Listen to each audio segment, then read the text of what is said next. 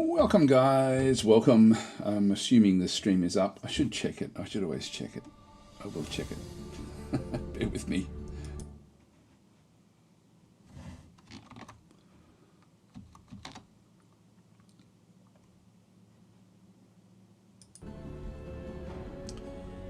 And it is great. Okay, welcome guys, welcome. This is going to be part 2 of this live stream. Ask questions if you're joining the live stream. I'll try to do my best to answer any questions that you have about the game. As you can see through here, we've got a dwarven character. This is not a monkey character, which everyone else is playing. It's not an ogre character, which all the other people are playing probably. We actually decided to go with a dwarf, a chaos dwarf. So we're still embracing the Oathsworn, Oathsworn characters, and this is currently the character that we're actually sort of using. You can see that we've got like this sort of rock enhancement on him. That's a race transformation. Now we've sort of got that. They're now Earthkin as well, so they can they get extra defenses. They can sort of cross mountains and do things like this as well. So we're playing as a dwarves, and he is just a champion of his people. The way it's going to be coming in. Eventually we'll end up with them really embracing fire and chaos, and possibly going sort of demonic as well, I would guess, as we sort of get into the game.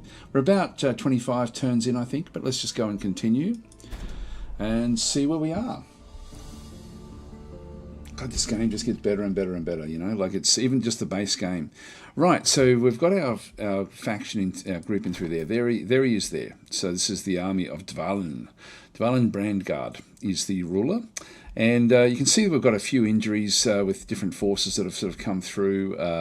We've got a little outpost in here. The reason for the outpost is mainly to secure this. This Marauder Guard is a fairly strong one, actually. And we also then have other forces that we need to be destroying as we come down to Solaria. We want to be destroying this. What I might do is I might just play for a little bit, maybe sort of like 10 or 15 minutes, just allow a few people to get in, and then I'll do the actual summary after that at that point. So we're just sort of bringing all of our forces in to sort of work together at this stage. So I'll end the turn with the different groups that we have. We're sort of working on our third stack now. I've only got 15 turns to do this other quest as well. I'm going to have to keep track of that because I do want to do that quest. We've got a few things we need to do in the meantime. All right. So maybe even after this combat here, I'll then sort of move things in. Like we'll actually then go through and actually talk about what we're doing. Province has been pillaged. Oh, that's right. I've got to come back up and deal with this urgently. I think what we might do is move across. We've only got 2 turns to deal with this group before the next one comes. I do have another hero here, along with another unit that's just been built. If we have a quick look, they've now produced a granary, which means we're going to get extra growth. In fact, we've got that growth right now. I do want to extend up and into different zones. There's nothing great there. This city I want to be destroying as soon as I possibly can. This one here is going to give me 2, 3. But I think I want to stay on the land. Now this is going to extend as well. We're going to need to deal with this. Which way shall we go? I was thinking of heading out this way, actually. I'll grab yet more foresters in this position and just extend out towards these mines. So we'll sort of end up out that way. Our city will grow. This is like bigger and bigger over time. We've only got the one city. That's all we can actually have. With the Sworn Guard, have a quick look back in through here as well. Now we can get the bathhouse, which will, at the moment we're just neutral. We are just neutral. So, what else have we got? The Hall of Devotion. Steel Bastion. This is actually boosted already. This one does then allow us to extend +1 province annex range. Let's go with that one there. That's going to allow us to get our tier 3 units as well. And in the meantime, I'm just going to come back and get even more of the basic. I can get the gargoyles. They have a high mana upkeep, and I don't really want to be doing too much with mana just yet. Seal Bearer. I've already got 2 of those. I'm thinking of... actually, you know what? They keep on changing the user experience and user interface of the game, and I think it would be cool to actually know how many of each of these things you actually have in your army. That would be a nice little addition into the information that we have available to us. They could have just underneath where it's got the 73 out of 73 hit points in the top right could be a little bracket. How many units you actually have? Like in the Seal Bearer, 2 units or one. We've got one of our type. Actually, we've got 1 or 2. I am going to be wanting a few of these. They're only tier 2 and they are good. But yeah, actually I think I will, I think I will, because we're going to end up getting monks. So let's go with another Seal Bearer. I could get the Vow Keeper as well. I haven't really been using these. Yeah, maybe we'll go that way. Maybe we'll go that way. Yeah, let's do that. Grab a Vow Keeper. 5 turns before we can pick up one of those. Now, we do actually have this smallish army just being built at this point in time, but let's move the rest of the forces up. So order required. I'll just wait 1 turn with that one. Now this group here is ready to. In fact, I only need to send the 1 group up. They're going to be strong enough. We do actually have a War Shaman back through there, which we picked up. And then we've just got like basic honor blades and sworn guards in through here as well. This is actually our other hero, Frida the Friendly. Back in through here, we do actually have ourselves a Seal Bearer, the Battle Mage. And I did want that to go in with this group. I might leave that one out.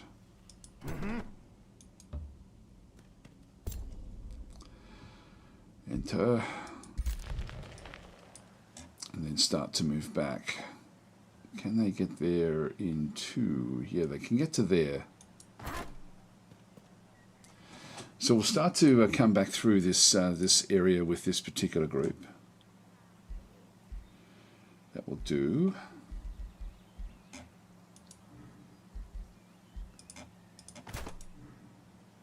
Leave that one there.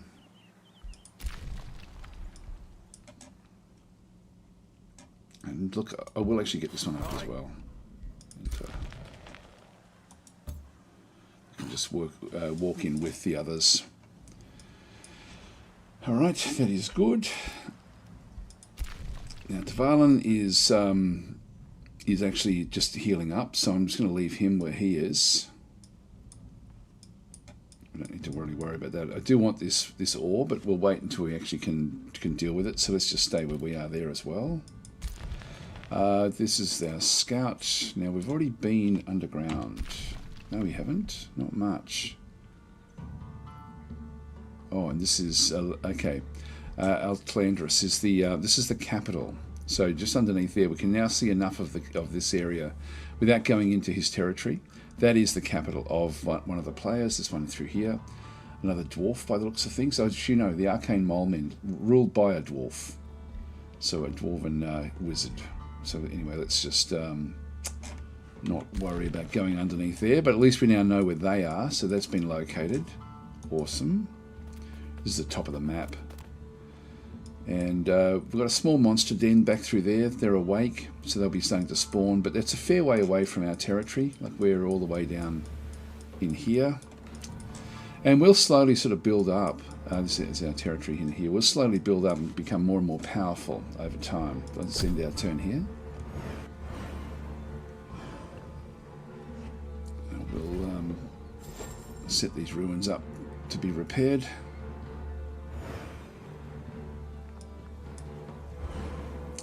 We will need to be mindful of what we're doing in here. Now down to 14 turns, 13 turns now. So I think we might have to do the other ones.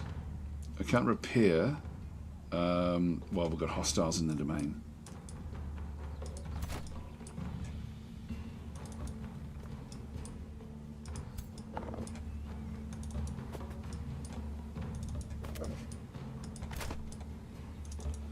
bring those across.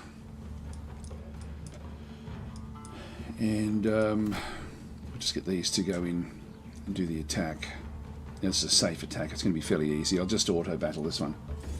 Hi Chris, how you going? So anyone here? Am I the only one not getting a stream? Should be getting a stream.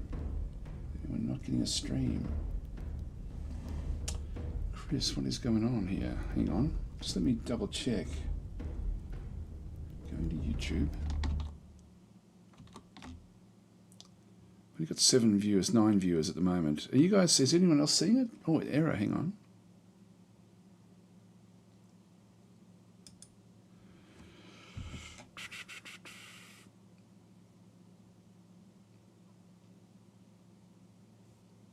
Let me try to fix this, guys. Fine for me, says Radigar. Now that was, yeah, it's only just happened. Please use the keyframe frequency. Now I've got it set. Just let me bear with me. I'll see if I can figure this out. I'm gonna have to somehow do this over here, I think. Just saying, let me restart. Well, the fact I've never had this message before. It says the stream health is poor. I'm just not sure what I can do with my settings. Let me have a quick look and see if I can do something at this end. Thanks for pointing that out, actually.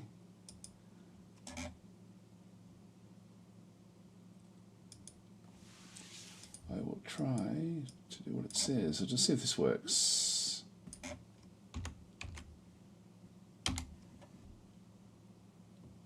Now I've just, there we go. There we go. That should be better, I think.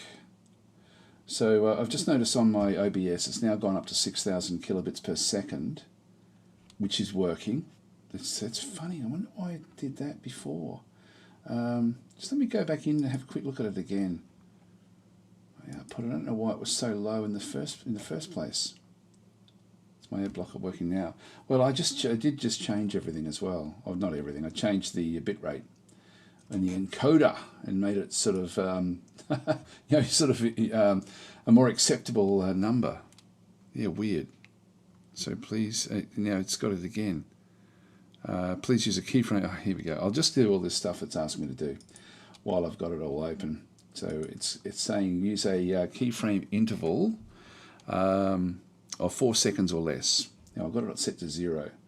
So I'll do a keyframe interval of, say, 1 second. Yeah, we'll see how that goes. Oh, hang on. The current keyframe frequency is 8.3. Note that ingestion errors can cause... okay. So, okay. Hopefully that will now work. I'm glad it's giving me this this message, actually, to be honest. We'll just see what actually happens in here. Sorry, I hardly ever do this. So this is sort of outside of my CPU usage. Yeah, very fast. That should all be okay. Everything looks to be pretty good there. Yeah, so I've just set the keyframe to 1 second. That should be better. I'm guessing you might get artifacts. I wonder if there's other games I've had in the past. I just wonder whether some of my other settings may have actually caused some issues. Just think about this one, and I'm thinking of a Terminator.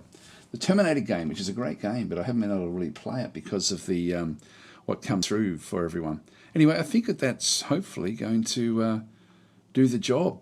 I might leave this open, and then I'll have a look in about 10 to 15 minutes and just see if that's now, if the game is actually now happy with the changes, or not the game. If YouTube, I'm glad that it's actually giving me direct information like this.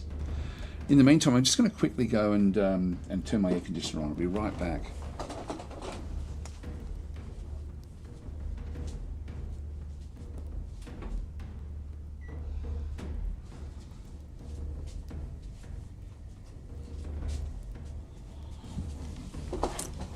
Now, what we'll do is we'll just auto this one. We don't want to be taking too much damage, but we might as well just auto it. Auto combat. That's fine. We'll just close that one straight off. Now, we've still got 13 turns, and we have to, for the 13 turns, we have to cross to here. This Shrieker's Tomb. Yeah, so we get... okay, I'm gonna have to go and annex that. Now, Manor Fort, these are sort of friendly, but we're really going to have to go... I could go around the top, I guess, and do it that way. Yeah, maybe we'll do it that way. I mean, eventually we're going to have to kill them because they're in the area that we need. So let's send out these groups. Now you can now go back to the foresters and repair that particular forester. All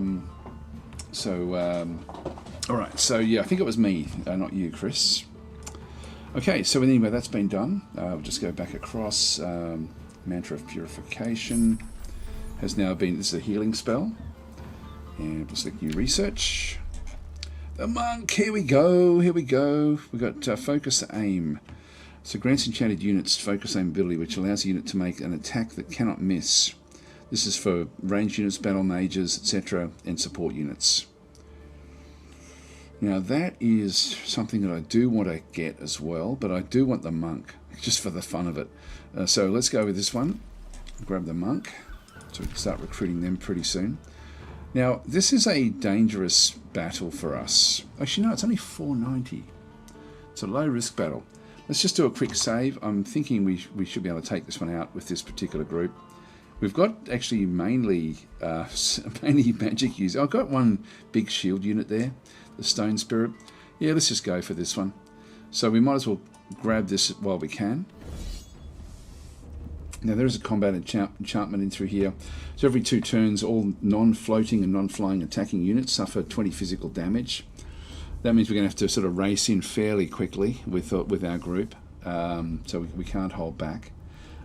They've got an interesting group as well in there. And then also we've got each turn in combat, all units become wet. And one random unit takes 20 lightning damage. And that's everyone gets that, not just the attacking forces. So... Can you notice a difference in the stream since I've actually increased that bitrate? That bitrate now looks very healthy. It's funny, I've sort of always just kept it around 3,000 kilobits per second, but it's actually handling the 6,000 quite easily. So that does bode well. All right, let's go across and we'll just do. I'll do manual combat in this case. But we may just reload if this doesn't work effectively. We may reload and just come back when we've got a bigger army. Now everyone's gotten wet for 3 turns. Now they are moving in. Now there was already a lightning bolt that hit the sky, which is fine. Now they're going to be able to move across. We need to move on up and just get ready. So we're going to move this one up into here. This is the Arcanium ore mine that we're actually in at this point in time. So Arcanium tremors is what we need to be impacting through here. This guy here up to the front, and then we've got all of our spellcasters, including this guy. He can actually get in and do some damage in there. So we'll just take this one. Missed. Wow, that is a bad miss. Now, just to explain how that works, we had a 65% chance of getting a 100% hit, like as in a full hit.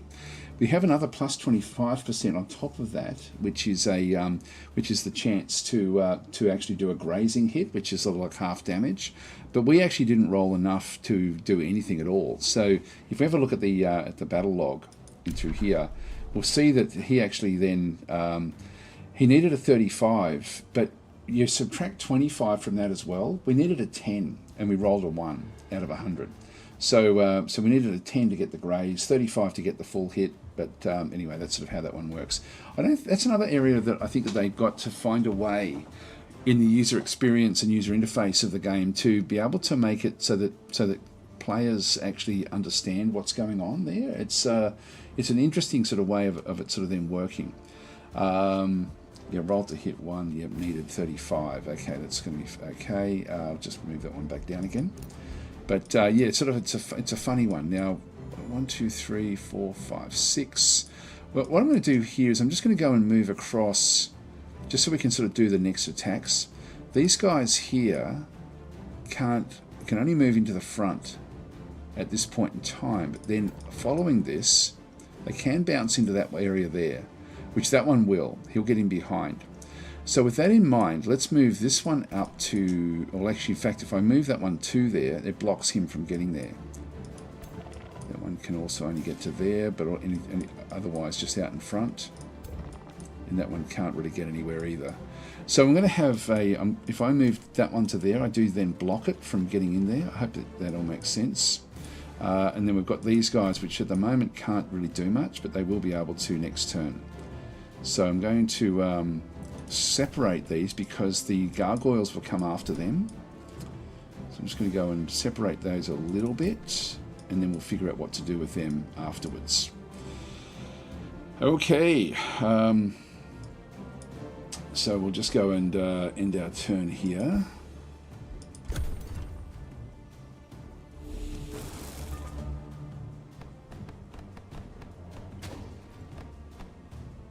Now they cancelled our defense. Going after the big shield unit, the big stone elemental. Yeah, we've sundered the defense there, which is what those guys do. The rest of their guys can't really do much. Now, with these gargoyles, we need to destroy these as while we can. So we've actually got a 90%. These are all 90s, which means we can't miss, but there's a 10% chance we'll get a graze.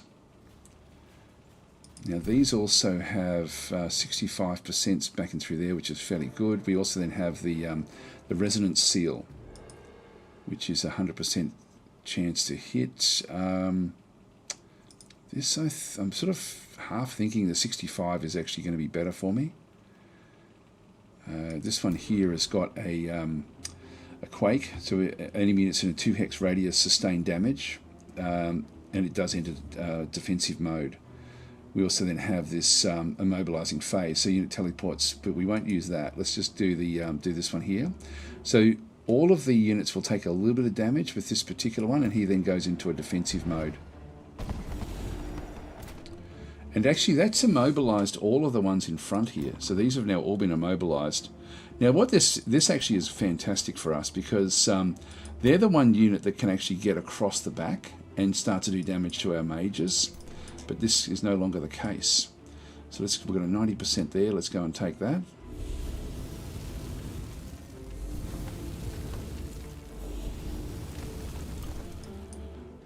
We can kill that one off. I can do a lot of damage here, actually. A hell of a lot.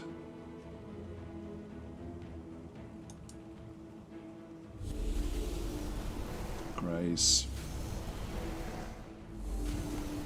So 2 grazes, 2 sort of bad shots.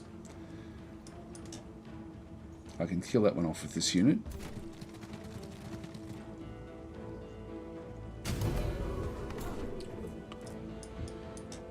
Now that one we do get a bit of retaliation, but let's just do a bit more damage in here.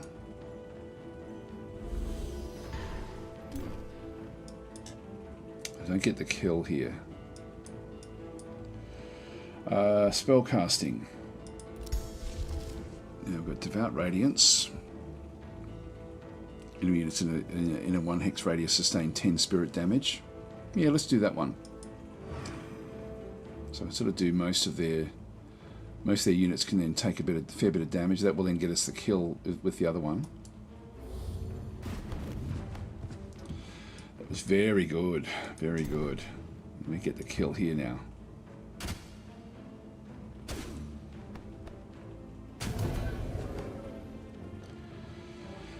Nice, and we're not really taking too much damage here either. Okay, we'll end our turn. That's everyone's moved.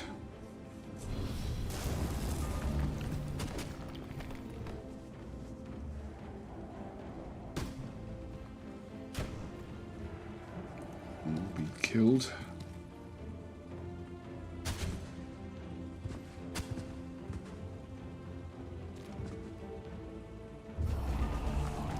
Okay, that one just got electrified and destroyed. We didn't have to do anything. We're doing very well here. God, we are good.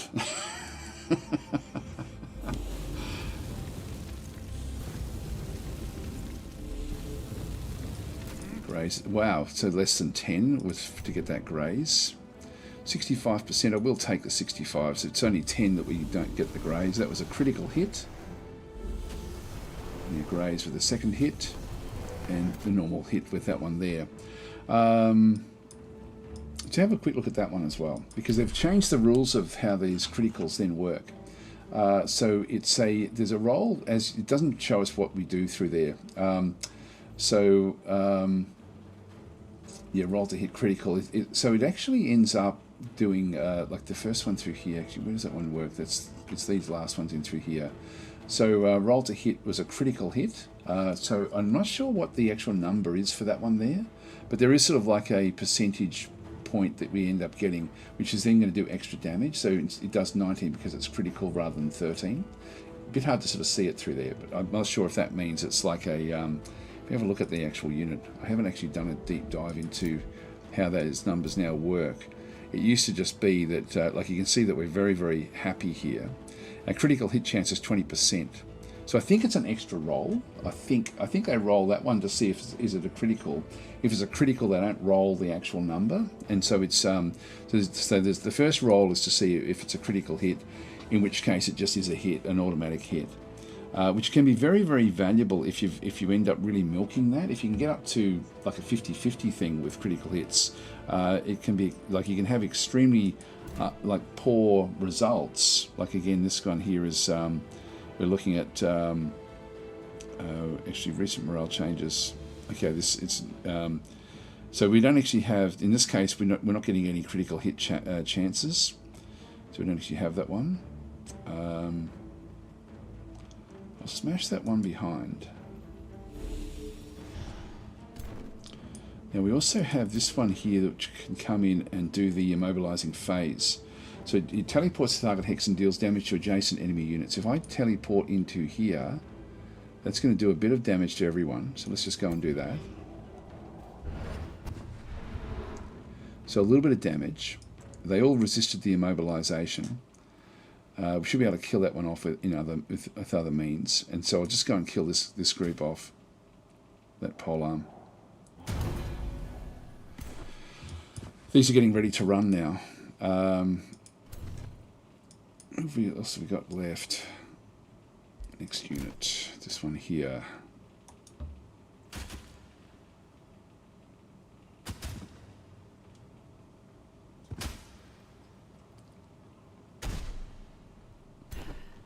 And then we get the kill.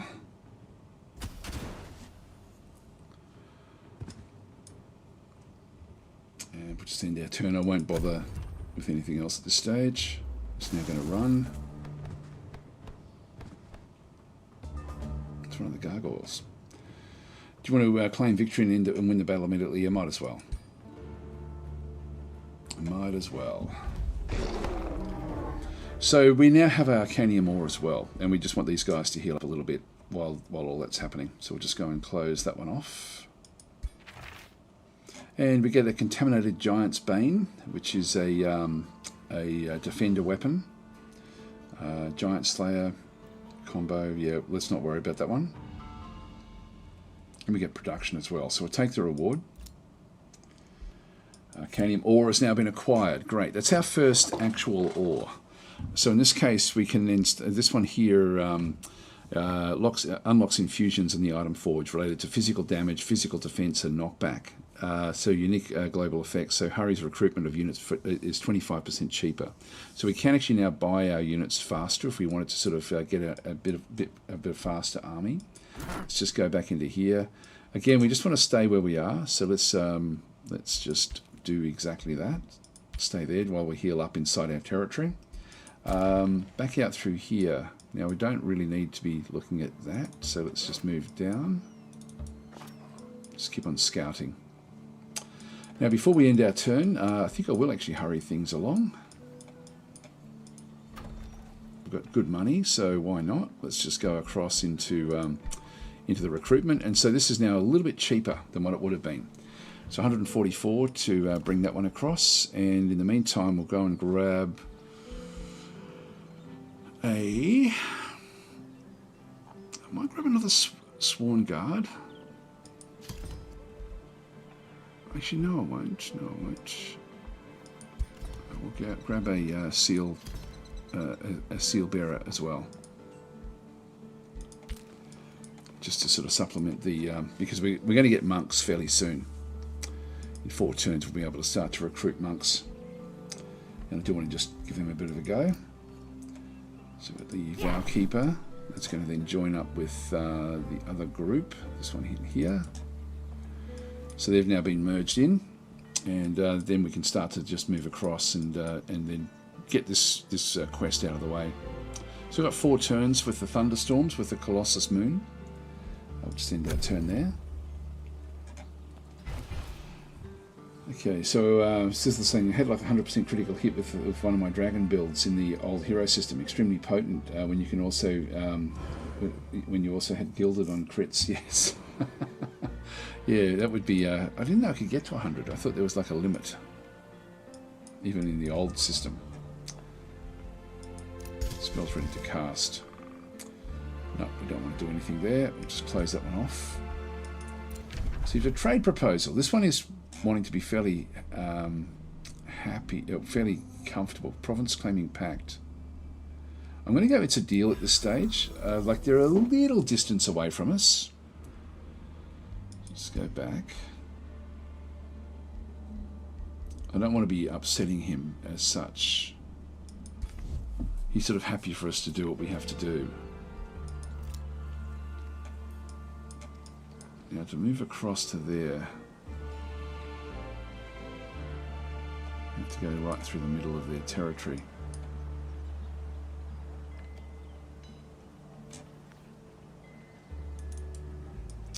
We'll avoid that.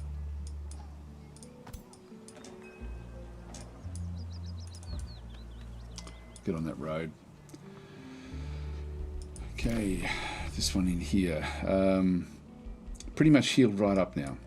So let's start to move across now to take out this particular city. We're fairly strong at 745 in this early part of the game. This is actually just a guard that's actually at that location. I'm not going to worry too much about it. Let's just move it a little bit closer and see what we can find at Solaria. We want to be destroying that city. In fact, I was going to do a bit of a summary as to what's happening and where we are. So let's have a bit of a look at this one through here. So so we are playing as, I think diplomacy is probably the best way to look at this one. So this is us over through here. We're Dvalan Brandguard. Our race is the Oathbound Dwarves, and if we hover over that one, we can then see that we've got a few different things in through here. We've already got one minor transformation, which is Earthkin, which then gives us the rock out, like the rock outcrops on our bodies. I sort of there is a way of changing that so that you don't see it, but I forget how to do that now, with that one now. I think that's come in recently.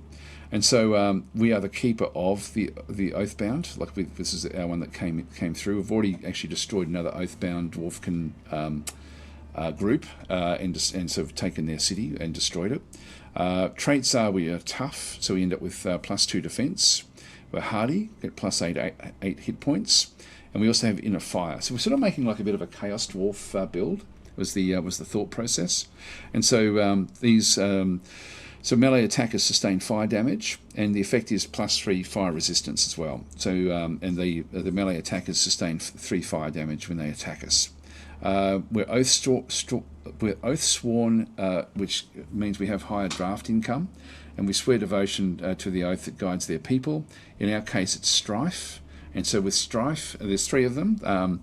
Strife, your people follow a path of strife, seeking to forge their strength in the fires of war. So gain grievances against rulers with an overall better ranking. Raising cities and pillaging provinces takes -1 turns. Now we're coming last at the moment with everything, so we're playing on a hard difficulty level. So we are behind everyone else. So gain grievances against rulers with an overall better ranking. Raise cities and pillaging provinces takes less turns. Raising cities and pillaging provinces yields Imperium. So we can get more Imperium that way.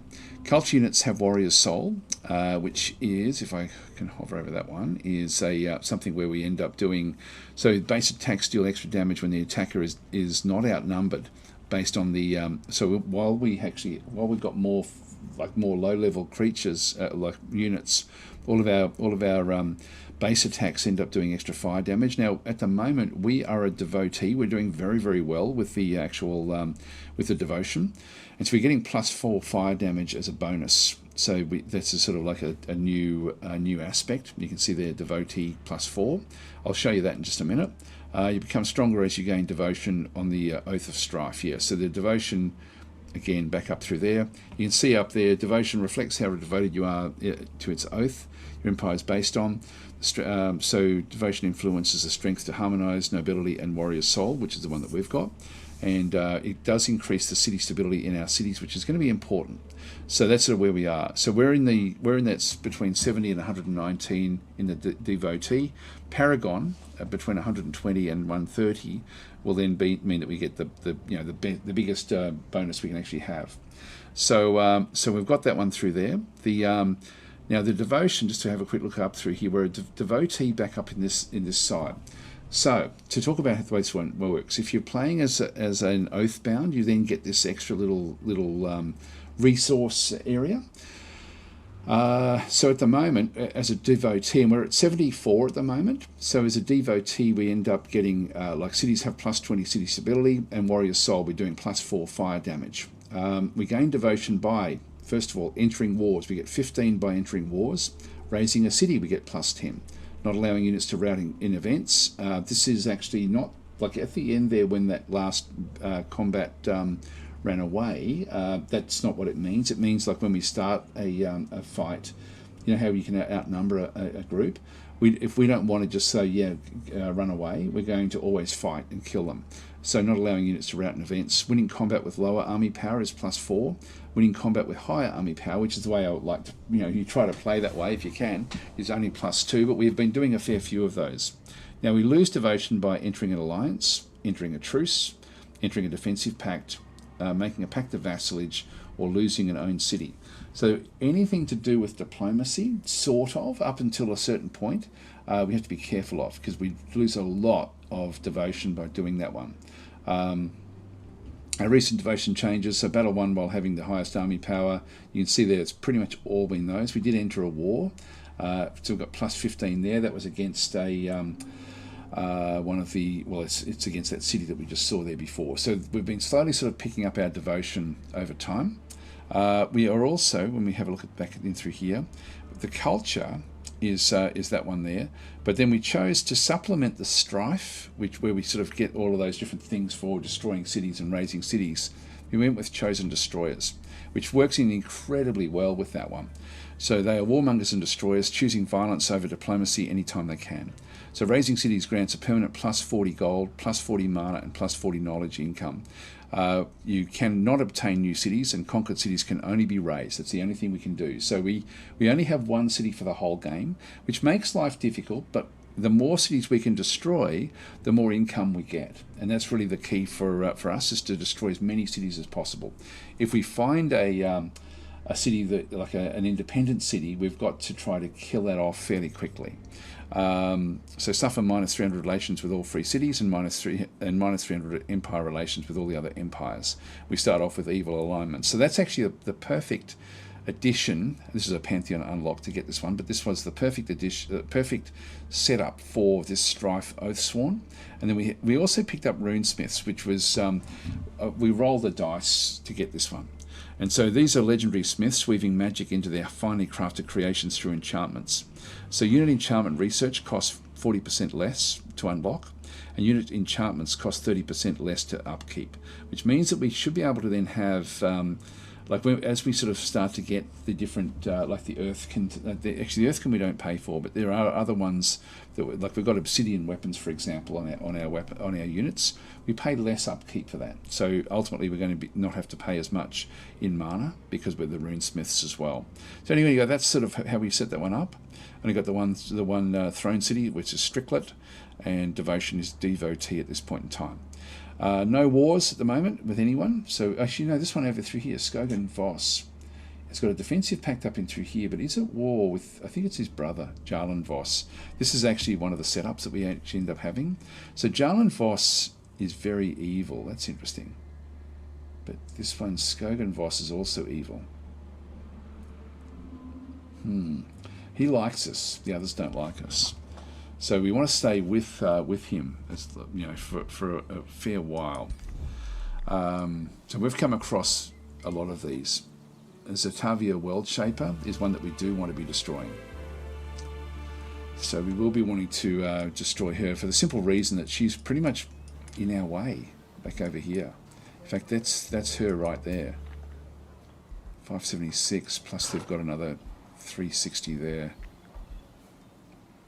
Yeah, they're using anvil guards and things like this. Well, we're just going to ignore them while we just do this initial expansion, and then we'll go after them. Now, that's interesting that there's a... no one's annexed it yet. I don't know what these guys are doing. They're coming through with their bone horrors and things, so they've obviously gone fully evil. Just keep them coming down. All right, we'll end our turn there.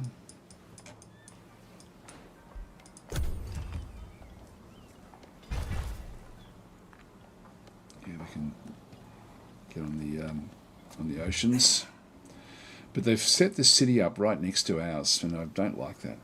We're going to have to destroy that city. This is the same. Just because you use undead does not mean you're evil. It doesn't either, actually. You know, it's a bit more nuanced than that. But he is evil. We saw that. Nabatura saying, "Oh damn, I didn't see that that there's a part one." Look, you won't have missed much. The part one was really the setup, and we're now sort of still in the early part of the game, but we are expanding slowly. So yeah, Chosen Destroyers. Yeah, so Chosen Destroyers really is the key for us. So this one just keeps on getting more of the of this area. Like it's claiming more stuff close to us, which I'm not unhappy about, because we will be destroying this when we get a chance. It's only got 20. You know, like we should be able to rattle that one down in 2 turns. Okay, create a new bounty. We don't need to worry about that one. We'll just cancel that. I do like, again, these different additions that they've brought in. I keep on forgetting to make use of things. Now, we do actually have units can build roads on the world map. So most terrain costs, yeah, this one's going to cost 5. Maybe at some point. Yeah, forced march isn't going to help us that much.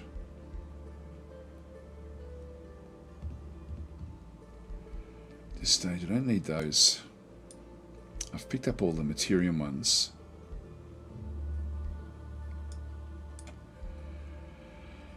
Okay, tier 1 units gain. I do want that, so we'll throw that one in the mix. We just don't need this. The Whispering Stones. We're never going to use them. In fact, what I should do is just use the one that I've got, because I do have one. I should be using that on my own city. So I might just close this one out and do exactly that. So if we go across into the gears in through here, and we just give the Whispering Stone to this particular city. So it just helps with city stability with that particular one. All right, that's going to be fine where we are there.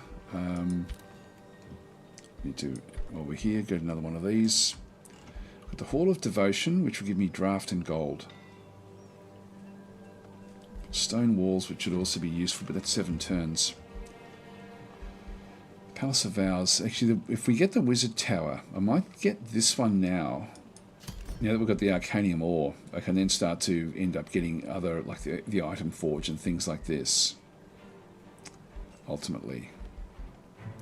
We can also now hurry up the production here of the Seal Bearer. So we'll do that as well.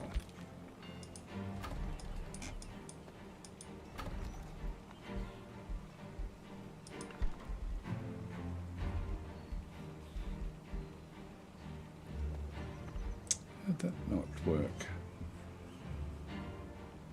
Oh, I did the city. I did the building. Oh well. In that case, which is not a bad thing actually. Wizard Tower, 4 turns. I should be doing that more often anyway, to be honest, while I've got gold. Hall of Devotion. Let's go that way. 3 turns for that one. If we go back down into here with the Seal Bearer. Let's go and grab another one of those.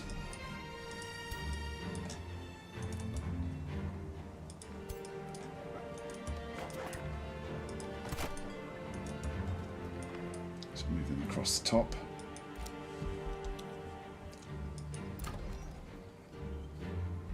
That's good. Producing all these different things. Now if we move in, we've still got 2 turns with this Colossal Moon.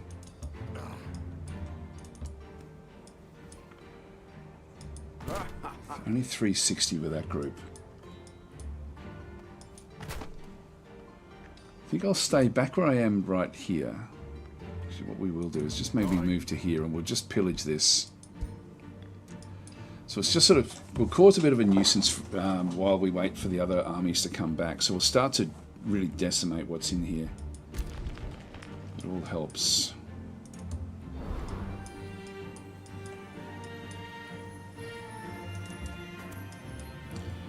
The factions are getting stronger and stronger. I think I might just do is grab the basic seafaring as well, just while we're here. We're going to need that.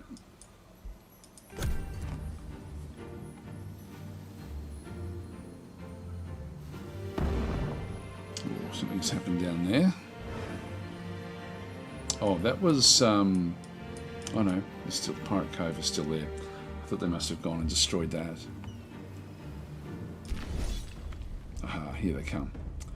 So they have come out to attack us, and they've got, they've actually brought both in. This is now a risky battle. We've still got the benefit, like we've still got the slight advantage in through here, but we've now got a lot of low quality groups that are coming through. These are Dawn Defenders. These are just shield units. They do have corpse eating. We've got Dusk Hunter, which is a ranged unit. Again, not going to worry us much, to be honest.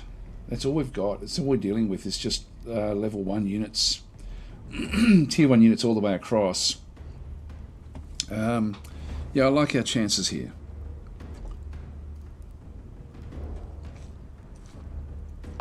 We should be able to use our 3 magic users to really good effect here if we can find a location that we can actually hole up in. So we'll do manual combat here.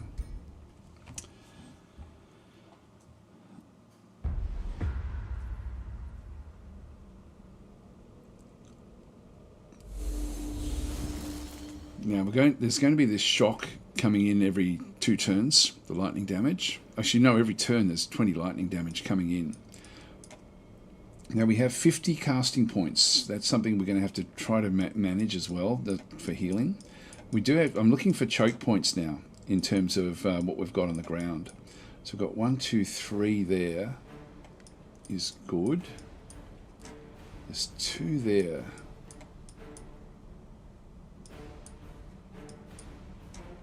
Then it opens up on the other side there. That little location there is reasonable. And also we've got 2 or 3 there. It's a bit hard to tell actually if we have a quick look.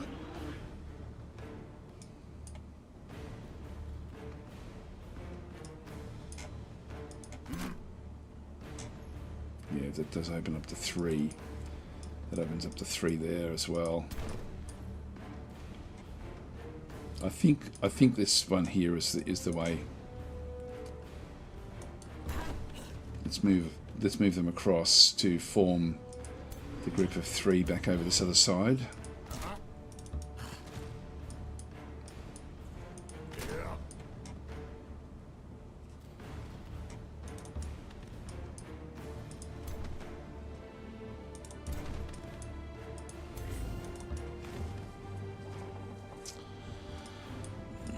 Now, they may be able to use some magic, but I don't think they will.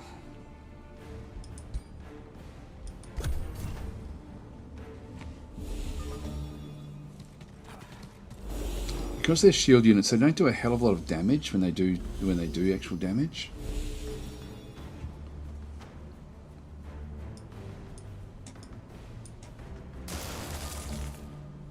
it's interesting. These units here were on the mining location. I could have actually taken them out. I probably should have done that. If we have to save scum, I will go back and wipe these out first, because I could have then just destroyed them from that location. These are Dawn Defenders, but these actually do have, because they spawned on the world, they end up with this Eldritch floating ability, whereas the others actually came from the city and they don't have that.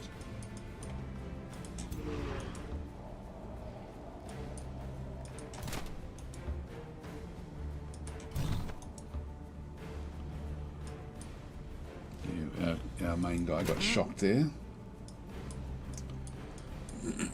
Okay, we now have Devout Radiance, enemy units in 1 hex radius sustain 10 spirit damage. Let's just do that. So we can get 5 there.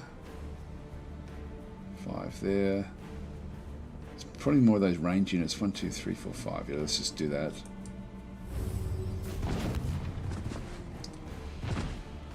Down to 35, and we may need the healing, so we have to be a little bit careful there.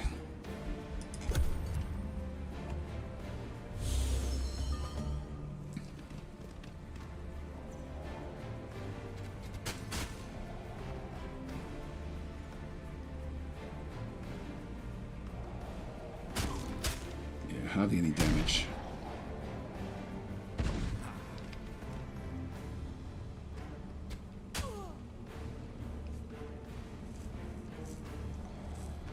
The archers, if I can just keep my keep everyone sort of defensive. Yeah, I think I'll actually just do another big blast back in there again. Oh, there we go. That was a wet that was hit back in the back. Let's do that again. Get those 5. Get those 5. Down to 20 points now. I hadn't realised, but they'd actually changed. Actually, what I'm going to do here is I'm just going to go and set up one of these. I can hit these. This is 100% hit. It's not the kill so much at this stage, but we do want to destroy these archers, because we can finish off the others relatively easily with by other methods. This has got a range of 6. So what the way this works with these new seal bearers is that they have a resonant seal which always hits, and it's at range 6. Does a lot of damage. It does 33, in this case 33 blight damage, and it then links up. So it actually deals damage and inflicts the seal of resonance, and so it actually then sort of it attaches itself to it. The thing with it is, we're probably going to then have to move up a little bit to finish it off. But let's just do it anyway. Let's just go and do that one. So it's now got a link to it. The next attacks that it can then make use of is this one through here, which is only range 4. And so, and this one here unleashes a magical bolt at the target enemy, cannot miss against targets with a seal of resonance. So that has already now got its seal attached to it, and it will then be able to attack as long as it's within 4. So if it was there, 1, 2, 3, 4, no, it has to be even closer.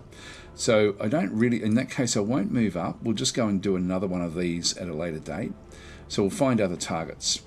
This one here, I'll do the same thing. This one has got a fire seal. And again, I could kill that one off using this, but I think I'll actually just do this one here.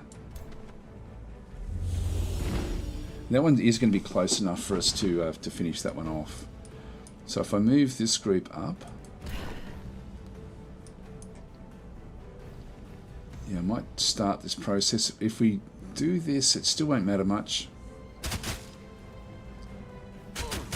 It's bleeding now, that other one.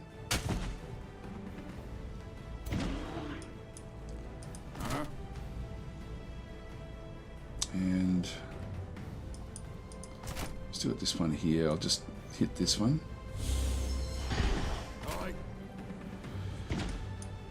Now I can either destroy this one here, or I end up. I've got to be careful because these guys will all be wandering into this zone. I don't want that one moving up into there, and I want this one to ultimately end up. Actually, what's this one here got? He's bleeding. It sustains 4 physical damage each turn. So, and at the moment it's got, how many hit points has it got left? Only 2. So that should just die anyway. So I'm just going to sit here and put myself into shield wall mode to explain the thinking here. If we've now turned this one, we have a weakness in here, because you can see there, if you have a look at that actual character, you'll notice that there's some little swords that appearing around the front of where he is.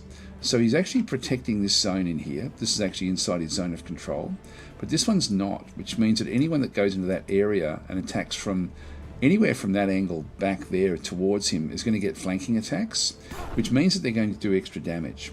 So, so we're inside the zone of control of this unit, and vice versa. We have the zone of control for our unit in through there. What they should be able to then go and do is get somewhat like one of these floating units. The floating units can't break back through. Yeah, at the moment they've actually blocked themselves off because of these guys. They're going to have to move out to be able to then do anything. If they moved out, then that one would be able to then move straight through to that position to then do an attack. And so what I want to do here is, this one's got 7 defenses, and really we're looking at the mundane defenses at this point in time. That's the important thing for us. And so in this case, we've got the 7 is going to sort of reduce the physical damage by 52%. I want to enhance that as much as possible, and I want this one as well ultimately to be able to come in and do what it has to do. This is also just a fighter unit. This one's got 9. If I then go and tell it to go into defensive mode, it will then go up again even more, so that one has now gone up to 11. If I get this one to go into a defensive mode rather than do the attack, I'm going to end up with it, so this one here is going to end its turn, but this is actually a shield wall unit, and so it's going to, all adjacent friendly units gain +3 defense. So if I click on that one and do the shield wall, because this one's going to bleed to death anyway, what it does to this unit is it now moves it from 7 to 10, and so now 65% of damage is protected. So it's actually helping that unit. It's helping this unit. This is now 14. So only like 77% of any physical damage is not going to get through. And these are all physical damage units. So and they're not that strong because their units are like the attack that they actually have, the melee strike in through here, for example, is a like it does 10 physical damage per hit, but it's, if you think in terms of 77% damage or 80%, it's only going to do 2 damage while it's in that sort of defensive mode. Anyway, that's all we can do this turn. Oh, that was the shock. Actually hit that one. Now it ate that to get its healing. It's going to get the flanking attack there, but only 1 damage because of what we had.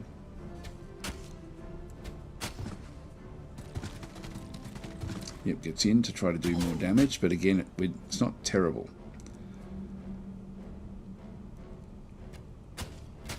So they're focusing on that one simply because it wasn't protecting itself.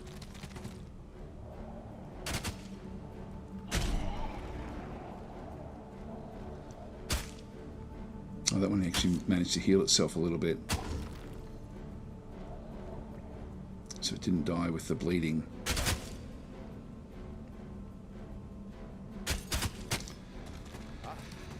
Okay, that one's going to try to flank.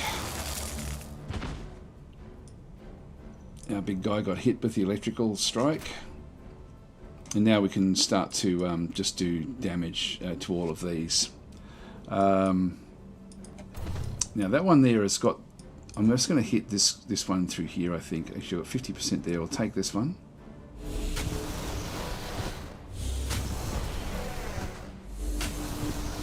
Even though we're connected to the other one. Now this is one that I can actually just sneak straight through and get a 90% shot there, so I'll take that.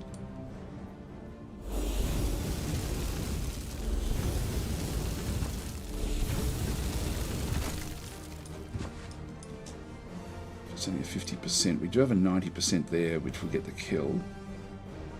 Look, I might take the kill now, I think. That's good.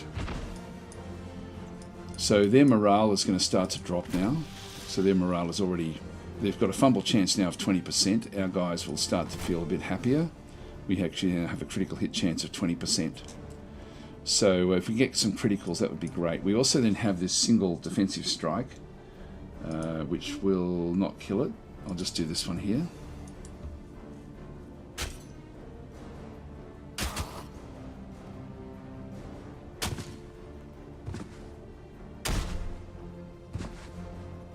That's been stunned.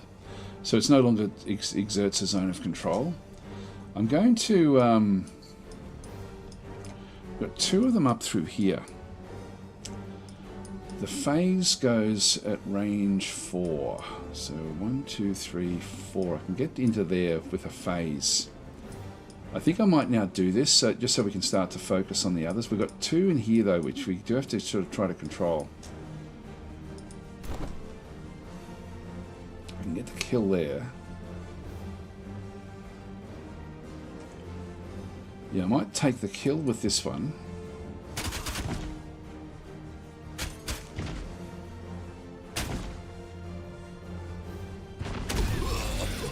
Again, they're now got that's been stunned as well, but it's been, yeah, that one's still just wet.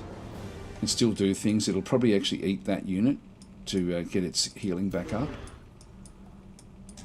I can just kill that unit off if I wanted to. I'm going to phase up into here and try to immobilize both of these, and then we'll destroy them with that unit. It's pretty much the only other unit we have left. There's by doing that, this unit will still get to do certain things.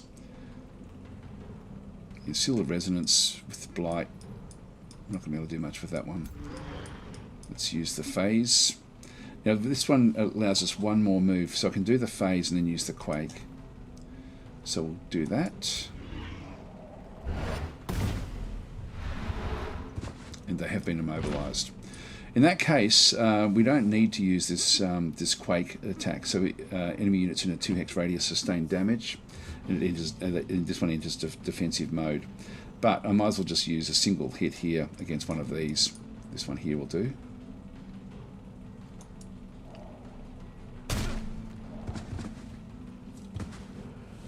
So they can't move, which means we can just finish off those at will. We don't have too much more that can actually do anything in here. I do have spells, another spell if I wanted to, but I think I'm going to wait and see where I need it. This one here will probably take now a bit of damage. It's now back down to 7 defense. And what are we down? We've got 30 points actually. I might actually heal it up. Let's have a look and see what we can do here. If we just look at our spells. We've got Mantra of Purification. So heals 15 temporary hit points.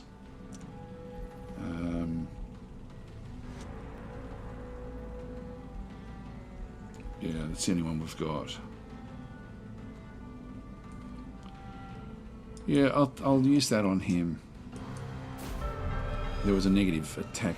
Yeah, actually wet was removed. That's going to make him less susceptible to the lightning storm. The reason for the lightning storm is because of the Colossus Moon event, which is global, and so everyone has got wet. Everyone has actually got wet as a factor. But that wet has now been removed. I was wondering what it was that was going to be there. We'll end our turn in here. They may go back for this one, but I don't think they will. Oh, they've removed the immobilization. It's now bleeding.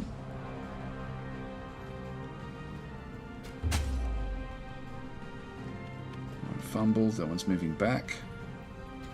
Yeah. Yeah, it did eat that to heal itself up. This one's coming in behind to take on the magic user. And it got poisoned in its in what it did as well. Yeah, so they are going after that unit there. It's not going to do them any good ultimately.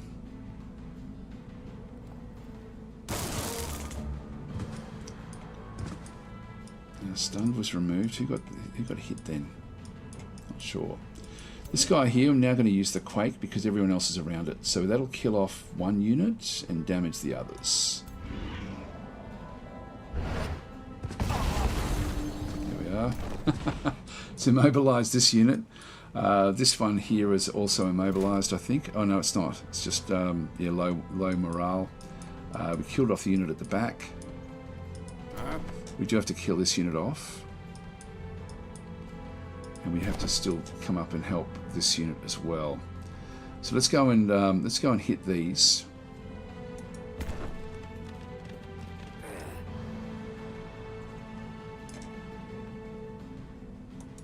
Get rid of that one. But it keeps this one inside the area. That's getting ready to run now.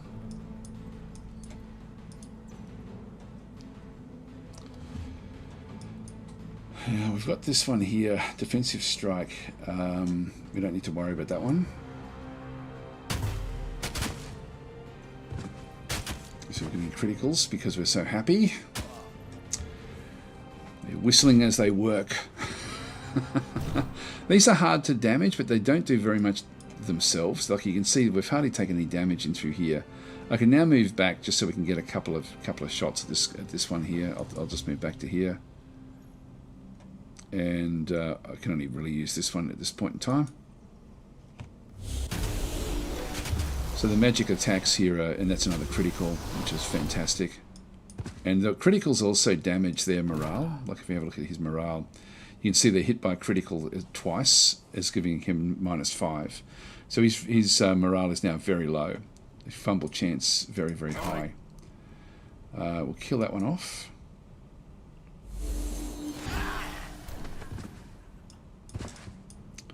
We now have a 90% chance in here, but I think I'm going to actually go further up.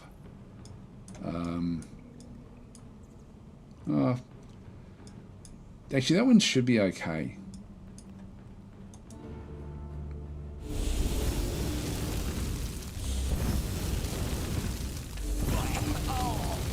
There we go, it's down. All right, we'll end our turn here.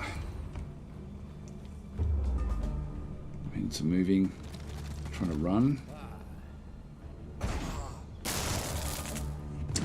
There's only 2 units, so do you wish to claim victory? And we'll go yes, and just see if they get killed anyway.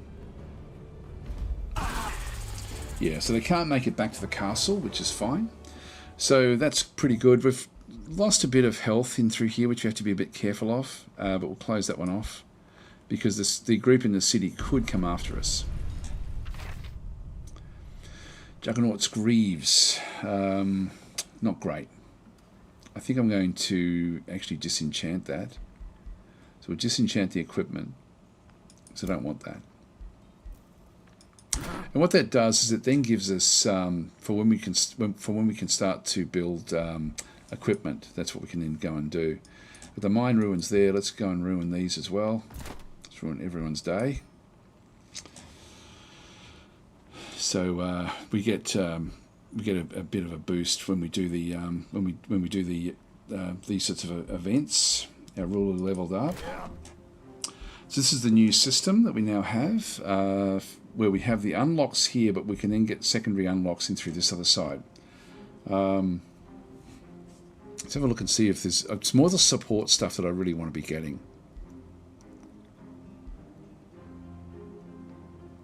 You've already got coordinated command. Yeah, I think I'll actually do the endurance training. So we've really gone, with the Mortal Champion, we've gone very much into that area rather than the Ritualist sort of spellcaster type thing. Let's just confirm that. I really like what they've done with that. It makes, you know, a real lot of sense. Now, our Renown, we're up to 40 to level up. We're getting closer and closer. Locked at Renown level 3. So again, more morale for our units as we do things. The minor ambitions, as we get the rank ups, we're already at 32 in through here. And so we just need 8 more. And so the minor ambition we have is to rank up units in the hero's army. And so as we, and we're giving everyone, like all of these different battles and things really, really help. And so the hero leads a full army of legendary ranked units. We just have to do that once. We get 200 renown. So that will then sort of boost us right up.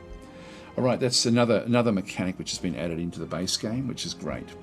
So it also ties in with the governor thing. It's just, I like how they're tying everything back in. So Now, what did we get up to? Chris is saying, is there more story campaigns with the new DLC? Yes, there's one. There's one more story campaign. Noble Terror saying, yeah, I once had the brilliant idea of making a guy who raised undead and summoned all sorts of demons, and he also happened to have devotees of good and relentless crusades. Well, they can still work in this game. Noble Terror is also Dark Culture, which made a lot of fun of Redemption headcanon. Yeah. Okay, we'll just close that one off. There's nothing else for us to do there. We do actually have Cloud in a Bottle. I meant to give that across to the other one. The Purging Staff, which we don't need. Okay, I'll close that one off. Actually, what I will do is I'll go across to Frida the Friendly, who is using this staff here, which does have Magic Missile. If I give her the Cloud in a Bottle, she can make creatures wet with that one, so we'll just confirm that one. Close that.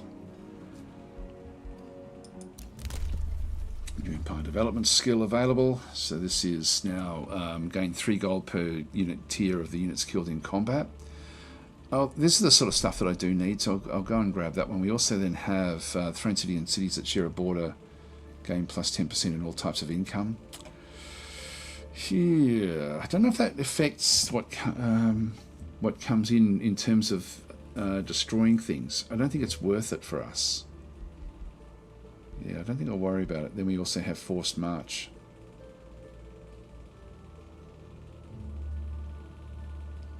Advanced Logistics is the one that I want. Close that one off. Orders required. Yeah.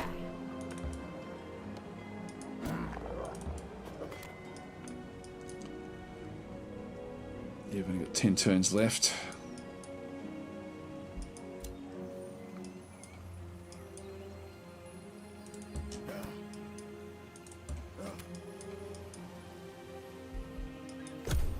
That turn again.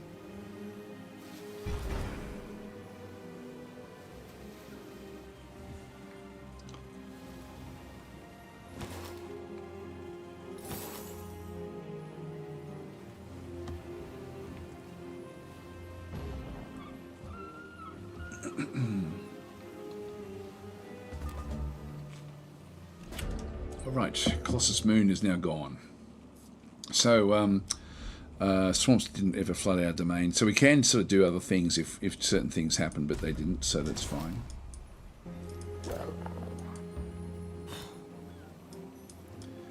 Get on the map and have a bit of a look around. The infestation over here is going to send more raiding forces back into our capital, so we will have to look after that. We can annex another province. Here we go, we can grab another gold mine. Now we do get, because of the arcane artisans that we picked up, we get plus 10 mana there as well, which is going to be useful. So gold mines are now worth a hell of a lot to us, which is great. We now have the monk. Select new research. Aha, so we got another tome. Now, we've got guided projectiles, which we just don't need. Although it does give ignores accuracy penalties from obscuring condition. Again, it's not really a big deal for us, so I don't like this one as for us. I like it normally, but I don't need that one. Summoning. We've got Arcane Blood. Oh, Bond, sorry, not Blood.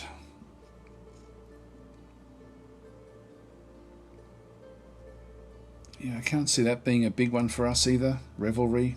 These are now tier 2 units. Blood Fury weapons. Enchanted units gain a plus 5 morale and plus 1 strength when they kill a unit. Yeah, not terrible, not terrible. Scold. Revels in Blood. It's a siege project. That would really turn the tides in a lot of what we do.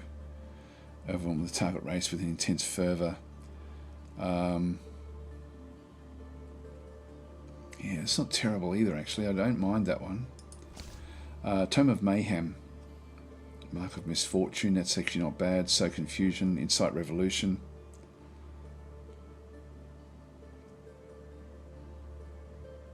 It's a Siege Project, Curse of Misfortune. Mark of Misfortune, so makes base attacks of enchanted units inflict misfortune. It's not really doesn't really affect the morale as such. We've got the gremlins as well, so maybe not so much that one there. Tome of Shades, which I think is new.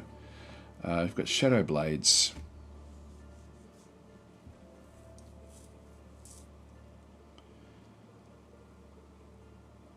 Yeah, makes melee attacks of enchanted units ignore 50% of the target's defense and resistance against targets that are blind. So if we can blind them, we've got the Shade in through here. So a stealthy skirmish unit that specialises in finishing off weakened enemies. So it's like an assassin. Rending Shadows. I don't know if this is right for us. So the Rending Shadows is a damage debuff. So in a 1 hex radius, which would cause the blindness. I think it's a bit too nuanced for us. This is a minor transformation. So wreaths target race in swirling shadows, granting them plus 10% evasion. When attacking from within 2 hexes, the attacker has a 60% chance of becoming blind. So when attacked from within 2 hexes, the attacker for 1 turn. Again, that would sort of, it's interesting, isn't it? Shade Network, it's a city structure. Get extra knowledge. Which is not really all that great. But that is actually an interesting one. Tome of Construct. Got the Bronze Golem. Compounding Defense. We've only got the 1 shield unit and 4 pole arms. I don't think I'll worry about that one. Tome of Winds gives us a Zephyr Archer. That would actually round things out quite nicely for us in terms of the archery. It's a tier 3 unit. We also have the Wind Rager. Seeker Arrows. Again, range units and skirmish units. We don't really have them, so probably not really a good fit for us. Artificing, back in through here, we end up with the Iron Golem. That would be a nice supplement to what we have, because this is a shield unit, and we don't really have shield units. We've got the Artisan Armaments, which grants enchanted units 30% critical hit chance, and we've got a fair few of those, like the fighters, pole arms, and shield units that we have in the army. And we're going to get more and more of those. I don't mind that one, to be honest. That one's not bad at all. Where are we going? Chris is saying £16 on GOG for Ways of War. I have to wait for payday. We'll see. Hey, speaking of Tomes of Shades, what are some sources of blind? All I can think of is, top of my head, would be Tome of Winds. Does that cause blindness? 90% chance. Yeah, there we go. So that one also then works with it, but it has its own way of causing blindness anyway within itself. Glades I don't want. Fey Mists I don't want. Fertility I don't want. Tome of the Beacon, that's his good stuff, which we don't want that. Doom Herald is undead, which we won't go that way.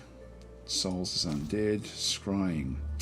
Now, if we look at the Tome Library, quite often there's a tier 1 that we've bypassed that would actually be useful for what we're doing. And if we have a bit of a look at these, we've got Tome of the Horde with, I'm thinking of ways of buffing up our units, so that one's probably not so much. Tome of Pyromancy with Searing Blades.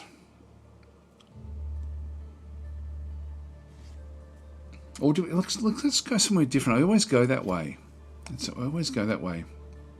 I haven't ever chosen Tome of Revelry, and I can see this actually working fairly well, just because we seem to be sort of heading towards getting good morale bonuses. So maybe we'll go this way, just for something a little bit different. Although I really like the idea of going with the which one was it? Not the Tome of Shades, but the back in here, Tome of the Construct. No, not that one. What does that one give us?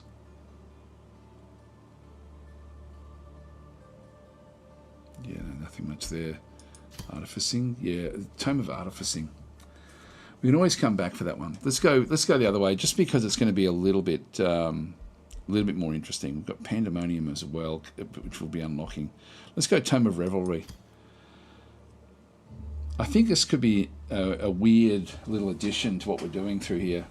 It's just saying, to pick it somewhat often. It's funny how you sort of tend towards certain things that you do. But I quite like the idea of this. So let's go and select this one. It's going to take us down a different path. It should be fun. Nothing instills more doubt in an enemy than a foe who revels in battle. The warriors who feast upon the carnage, they are the ultimate. Again, extra physical damage. No matter the outcome. Reveler's Heart is a minor race transformation. Overwhelms the target race with intense fervour. Now we're going to be able to get all these different things. These are all good. The Blood Fury weapons in through here. Unit enchantment. Let's just go with this one here. We get them cheap. So with our runes that we've got as a good addition there.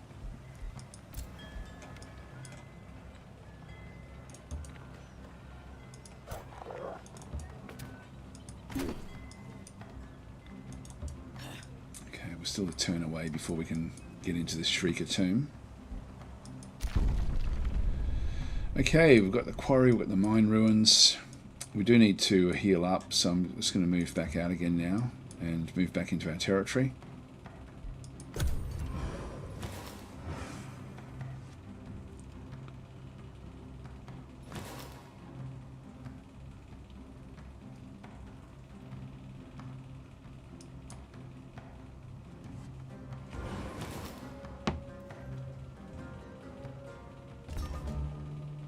But sort of seeing burning has some minor synergy with Tome of Calamity later on, at least. Yeah, your claimed province has been captured.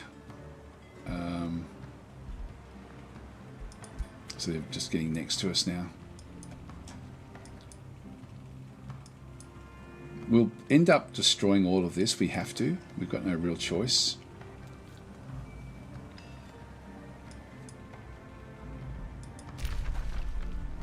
They've sent a war party to raid our domain. Now that's going to end up coming straight through here, but I'm just going to go and move back to there, just so we can heal up quickly, and then we can take on that war party. It'll come through here very, very soon. Hall of Devotion, back in through this other side. Let's just go back in. Blacksmith is going to give us draft. We end up with a starting rank for tier 1. Let's just go that way.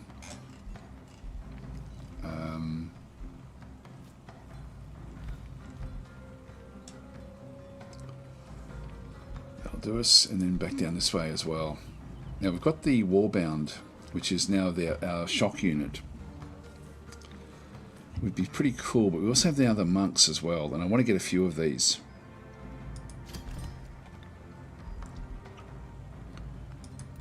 Hurry your recruitment. Grab another monk as well, so we get 2 of those just to supplement different things. And we'll move them off to just join in with that other army. Oh, now we have to go through. Okay, we'll deal with that one afterwards. Now I can't quite bring this one across. This one here I can. There it is there. So it's just on the outside. Alright, this is only a 570. This is a 429. Alright, we're going to have to marry that one up.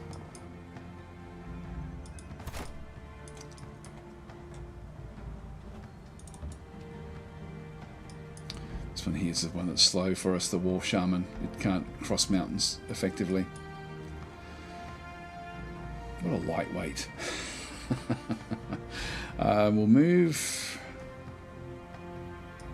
This one will be doing the attack in the middle.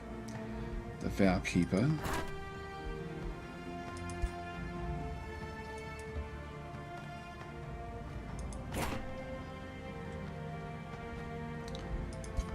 We'll move all of these across back to this one here.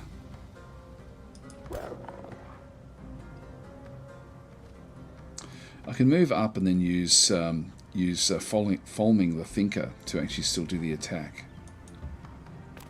So that gives me 2 stacks. Just quickly save where we are. Alright, so it's a safe battle against this dragon. So profound desire for golden dragons encounter. Your army approaches a golden dragon. Does not include free to the friendly. She's the one. Oh, hang on. Yeah, you should return with free to the friendly. Okay, return later. Didn't realise that she had to be the one doing the attack. 6. Yeah, I can't do it. No, she's going to have to do it next turn. All right, so we'll leave that one where that is. Produced our monk. Just going to keep that one there just to heal them up for one more turn.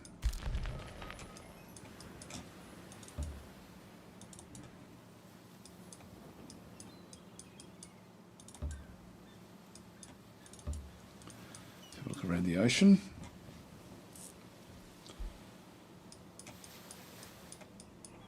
Just press the O key. Yeah, observe mode enabled. So if I press O, you'll see it says observe enemies mode enabled back over there. O again is observe mode disabled. So it's now been enabled, and observe enemies mode enabled. Let's just go that way. So that way we can see everything. So we've got three sort of cycles with what's going to happen there. Now that there is the other group coming from the other location.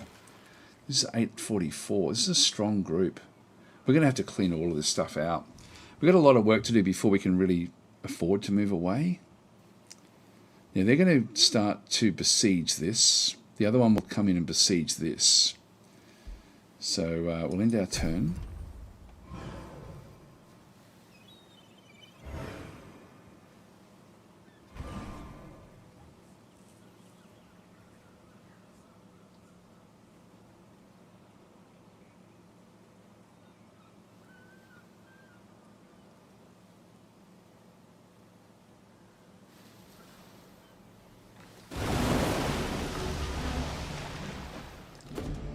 Start. Alright, Eternal Freeze battle quest. So we need to destroy these 5 units. We lose mana, gain a Frost Wyvern. Don't really care about that. Change winter is over, let's make some ice. So devote a character action plus 5 devotion. Let's go for it. It's way up over there. It's another one that we have to then go and do after this battle here. So we're being sort of diverted away, unfortunately.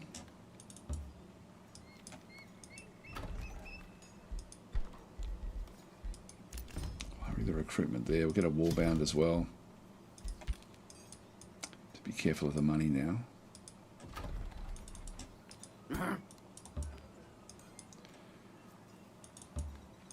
So they're now in there. So we now need to deal with this. If we have a look underneath, they still haven't. We haven't seen the war party yet. This one's not as powerful as the other group.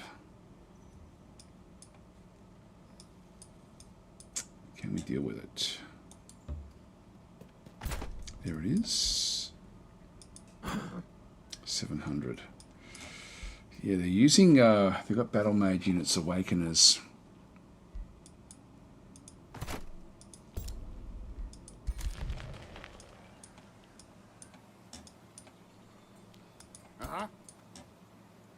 Alright, we can get these 2 monks involved. Aye.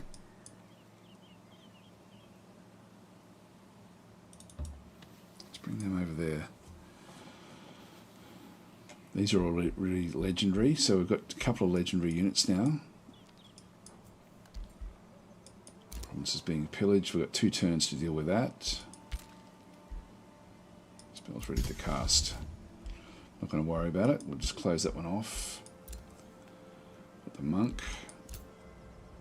Now she needs to be the one that does this attack.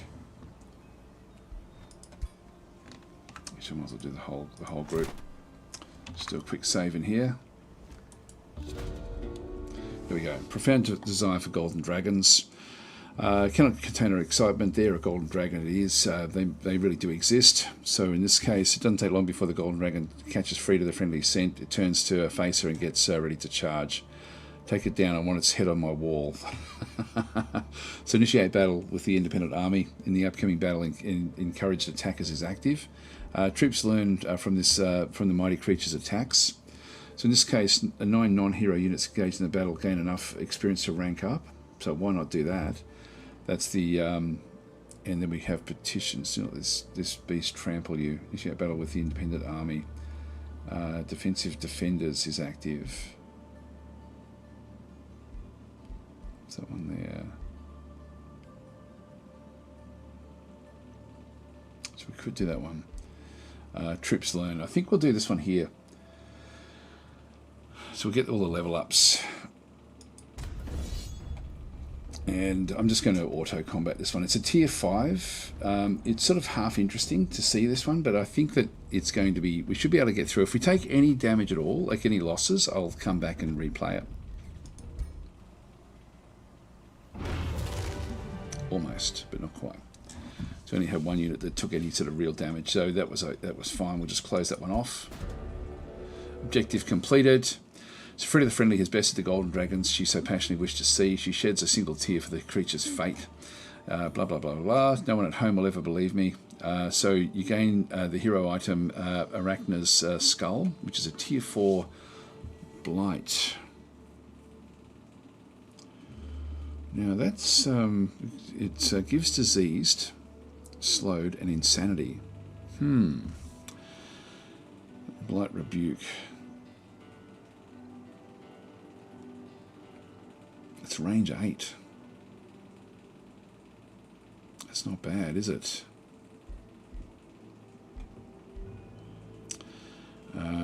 Okay, so Frida gains enough experience to rank up, or you topple the Golden Dragon, inspire others to strike relentlessly. Learns Inspiring Killer. Yeah, what's that one? That is... This unit grants double the morale bonus to itself and its allies when killing an enemy. That's not... This one won't be doing that many kills because it's a support unit. Stimulate Frida the Friendly to develop the fascination with beasts. Learns Call the Wild. Summon 2 random tier 2 units on target. Like, no, I think we'll just go this way here.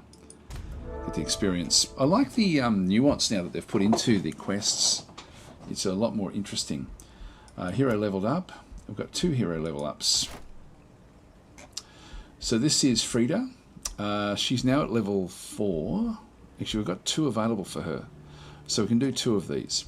So we do actually have the signature skill anyway. So we'll just go and do this one here. Now the Initiative Order will give Condemning Strikes and Shield of Faith, Materium, Purging Strike, Still as Stone. So while Army Leader, all non-hero get +1 defense, and Chaos, critical hit chance. I'm going to go that way because I'm thinking that that's going to ultimately help us. So let's go that side. Select that one. And we've still got the 2 available to us. Now, do we want any of these? Yeah, not so much. Now, back over here. Foraging training. So regenerate. That's going to be useful for this army. We have to choose either one of these as well. Offensive formation. While Army Leader, all non-hero units in the army grant 10 plus 10 damage. Or we go defense, +1 defense. I think I'm going to go damage. Let's go damage, and we've got this one here, Champion of War. This unit grants 20% chance to critical hit. Yep, let's do that. Just go something a bit different. Okay, we'll confirm those. So she's now leveled up. She now has win a combat in enemy territory. We did that one early actually, so she's already got that renown. Pillage a province. So if she can do pillaging, that was something that she wants to do. Leave that one where that is, and we will head back.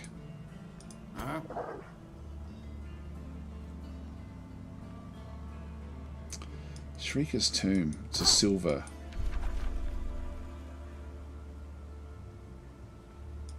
Yeah, I don't think I'll worry about it.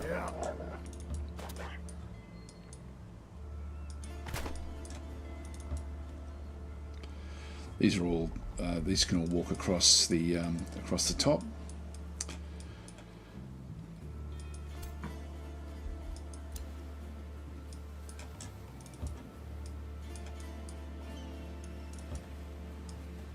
You can see what we're up against up and through here. This Pirate Cove.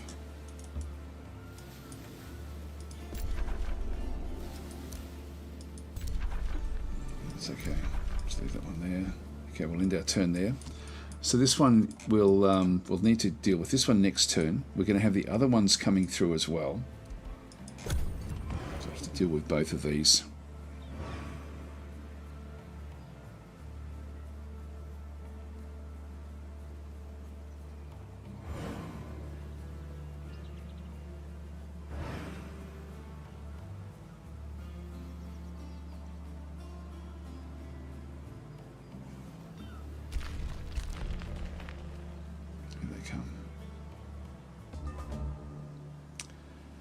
Now that's interesting.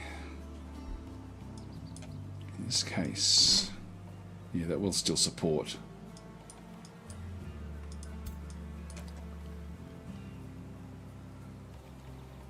Yeah, we only have slightly more. And I really need to get this one here. It's sort of a hard one because that's a risky battle for us.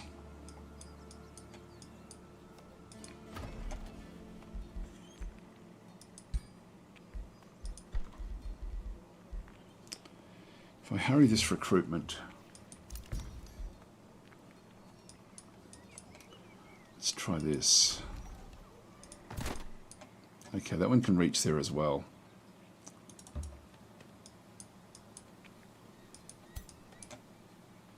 As can this one. The armies have now merged. So I've now got a 375 army there, along with this army here. Which means we should be able to take this one out without too much drama. I don't want to be losing this gold mine. What to do, what to do.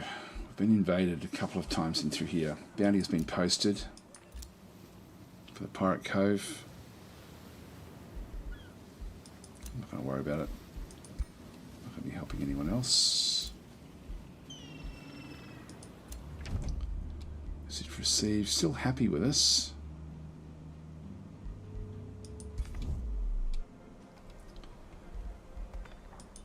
Blood Fury weapons. Okay, here we go. Select new research. Inner mastery, focus aim. This is focus aim, which allows a unit to make an attack that cannot miss. Or inner mastery. Minor race transformation. 20% healing received in combat. Let's do that one. That's going to be a nice addition to what we're doing.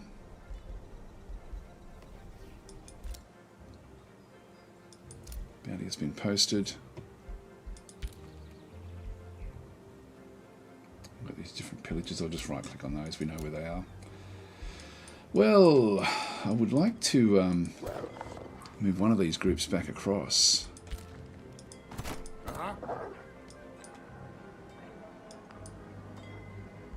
If I move that one across, what have we got there? We've got a seal bearer, the war shaman, vow keeper. I've really got like a lot of magic users in that group.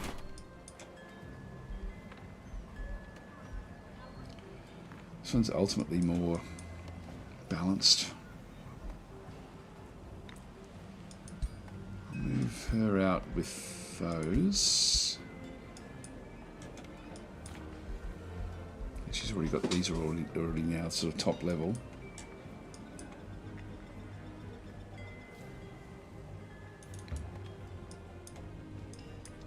How strong is this group? Only 420.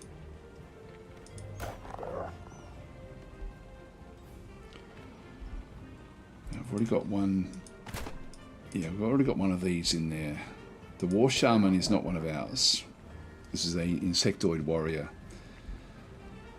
These are all oath-bound. I can take that one in, and maybe another of the one of those. Just leave those together.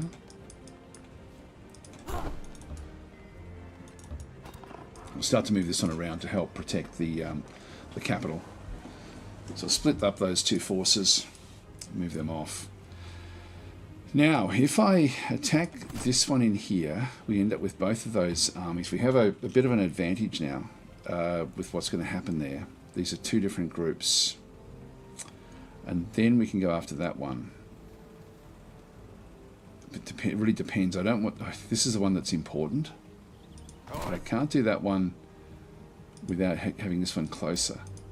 So I have to do this to move it into the one spot that can then make it go into both fights. So I'm going to have to risk this one, I think.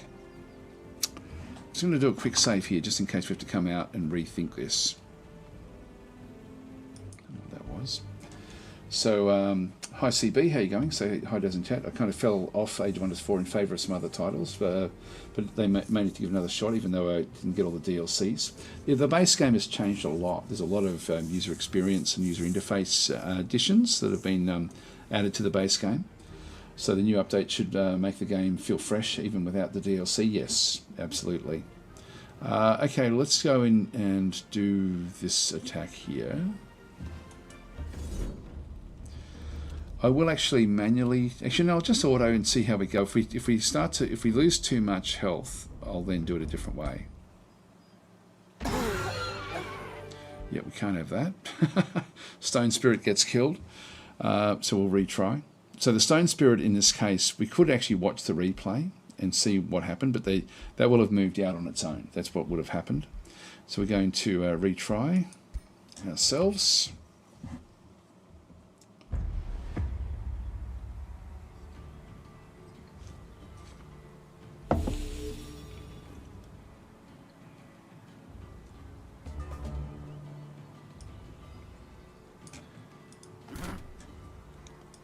They're coming across. They've actually now joined up their sides to come back the other way. We'll have a look and see what they've got. We've only got really one big magic user there. The hero is has got a crossbow. So you have to be a little bit careful. Range 6, range 4.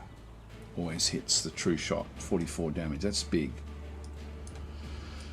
So we'll play defensively until we can get hold of them.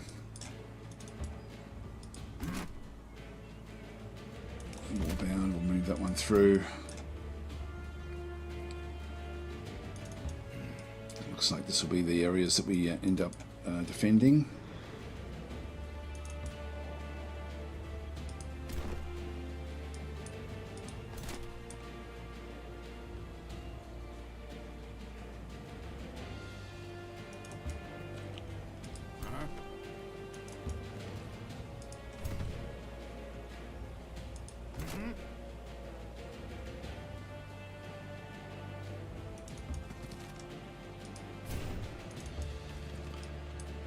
In there.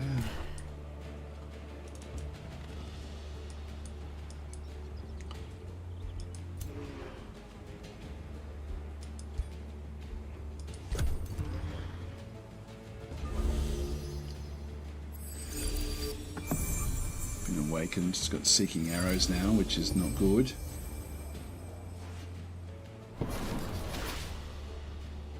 Okay, that's interesting. So there was a area of effect attack. It's weakened all of those as well.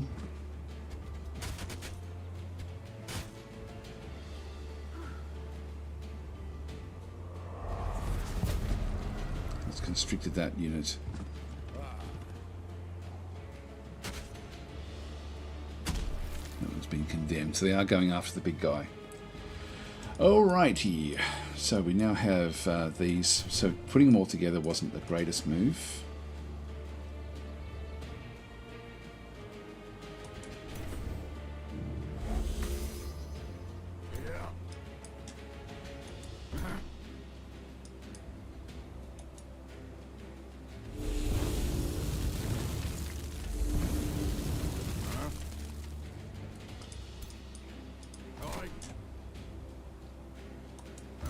Let's get first strike against this one, but that's okay.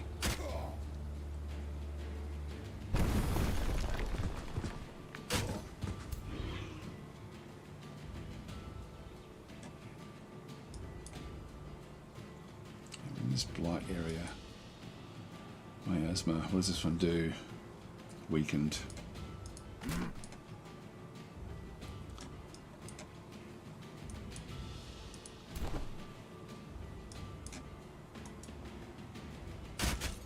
You may have to replay this a couple of times just to get used to it.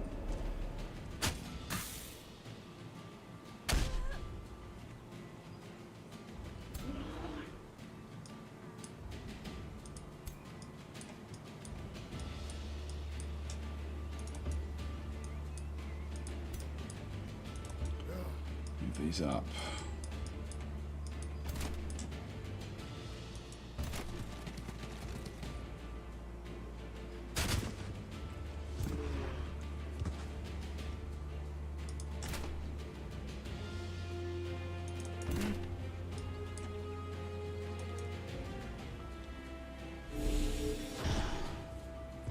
Awakened was removed, that's fine.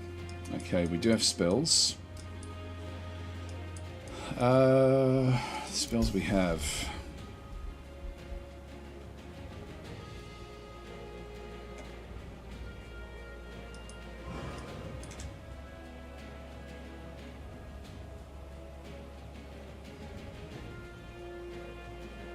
You're going to be sort of stuck anyway.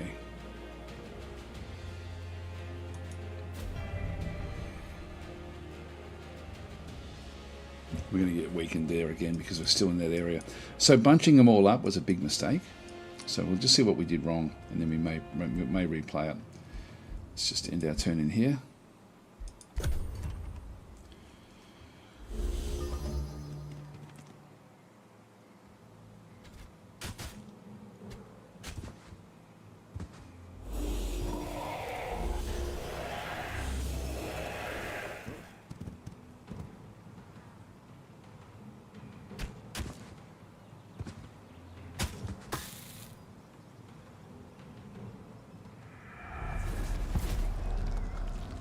Putting it further away.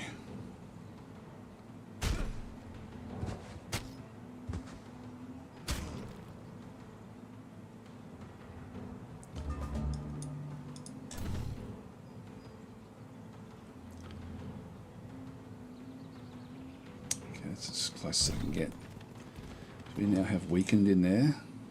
That will kill that one off. It's one down.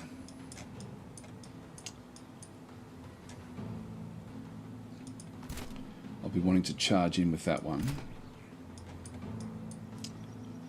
Kill that with this unit.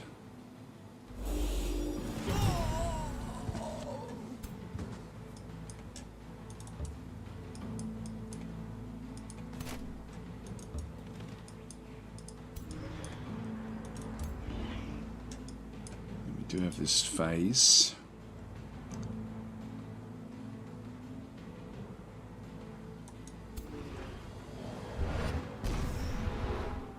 Been immobilized.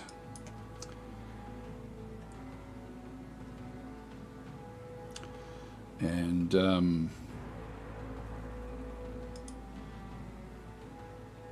we'll put it into a defensive mode, which then sort of blocks it in, which I'm going to do.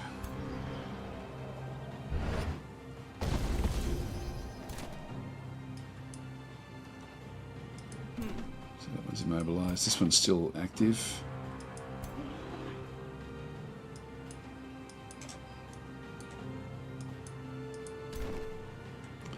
One's immobilized.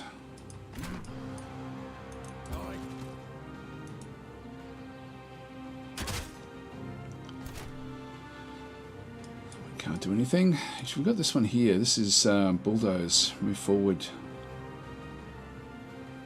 4 hexes, enemies in the way sustain damage. End up over there. That's not going to help us. So we need to do that. Can't undo it, unfortunately. Oh well. That's what happens.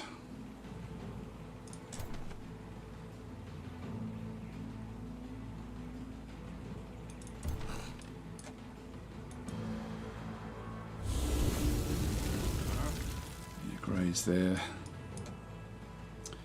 have the leap because these are monks.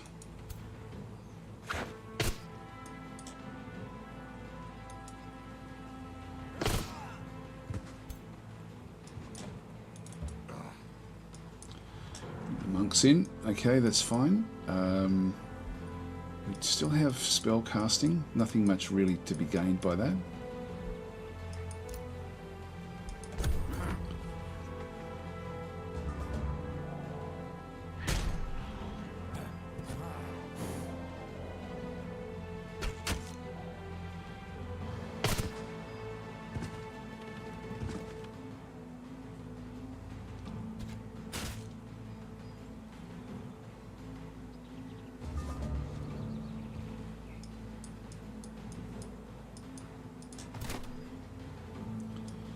Big damage there.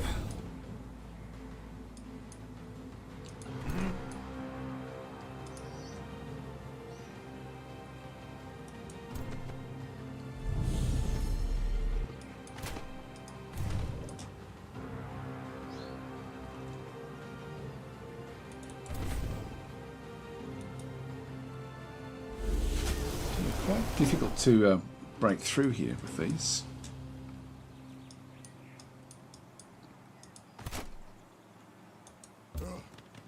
That's good. Another one of these actually. That's very, very powerful. So inflict bleeding. This monk, what else do we have? Meditate. Heals 15 temporary hit points.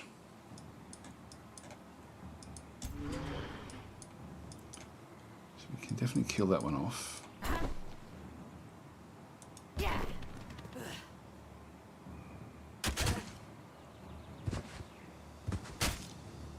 the sundered defense, which then make it even weaker.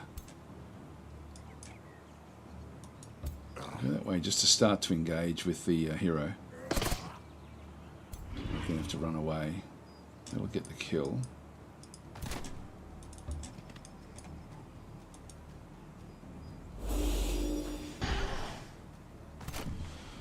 Awakened removed.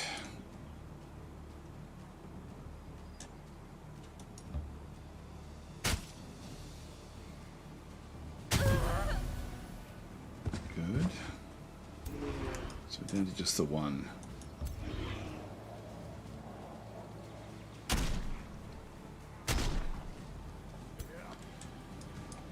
That's now bleeding. Bring the monk across. That's it.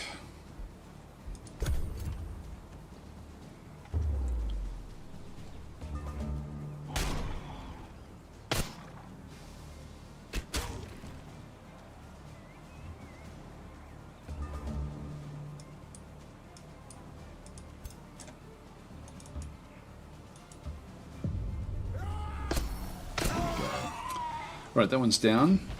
Now we took a bit of damage there. So what do we got? We've actually, this one here really isn't going to be all that great. This one's here's not going to be all that great in this next fight. But I think we still have to go in. So we'll close that one off. I'll accept the results of that. That then means that both groups can now fight this next one, which then makes it almost even. We have to do this, so I'm just going to go and do a quick save.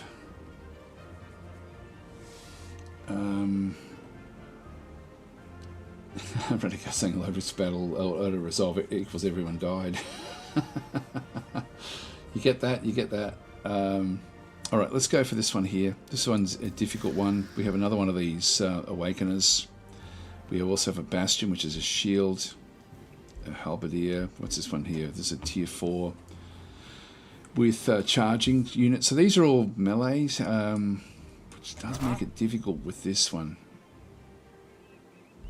Alright, let's just go for it.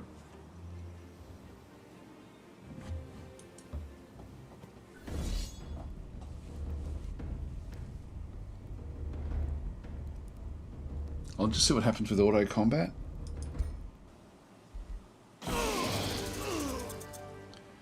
Yes, that's the only one that dies again. Let's just see if we can do it without that one losing. So we'll just go and retry.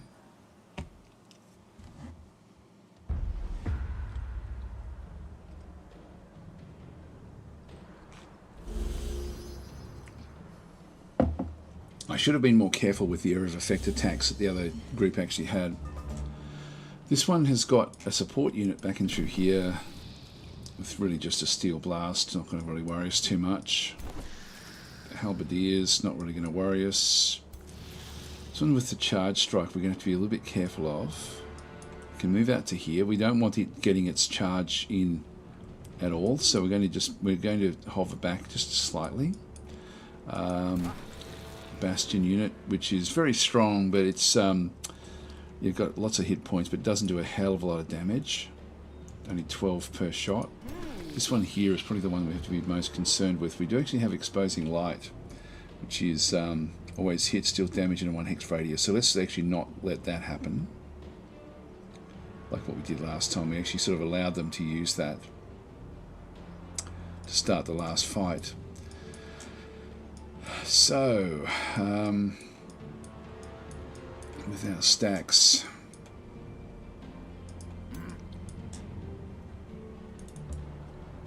these are nice and strong. Hang on, does that? No, that allows him to get there, so we won't do that.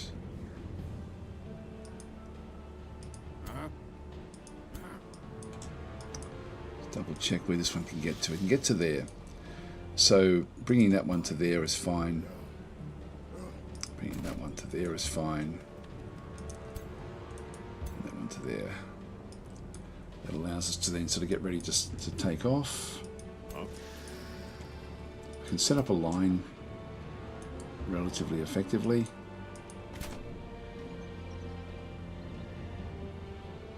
You get 3. No matter where, if I set up a line, they always get 3, which is just the way it's going to have to be, I think.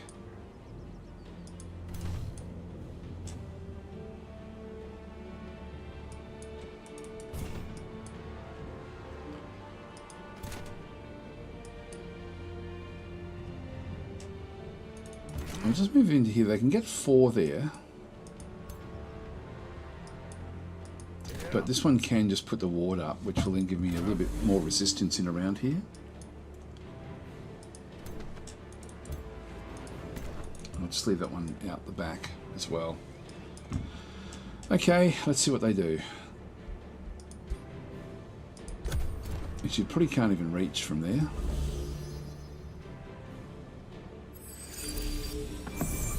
It's awakened those.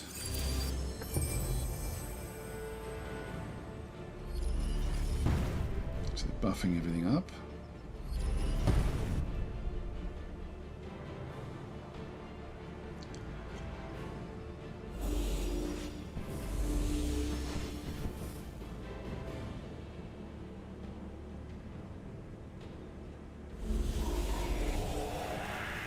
It's been distracted. Sort of makes it like a flanking attack. Oh, it can get in there. I didn't think it could. Oh, it's been because of the awakening. Don't know what second wind does.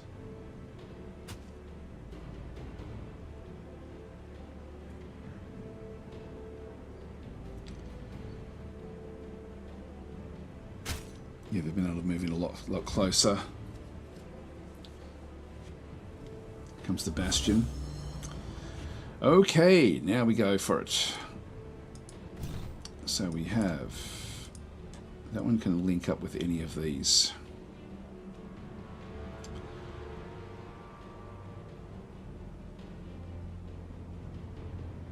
I think I'm going to start here because I can keep that one going.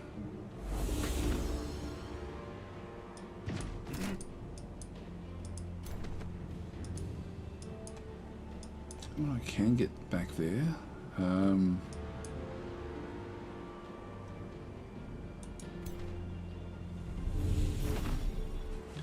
It's ultimately going to allow me to bring this thing down relatively quickly. Now, I've got these. I can zip in behind and start to do damage this way with both of these. I can smash this one as well. It's a flanking maneuver there.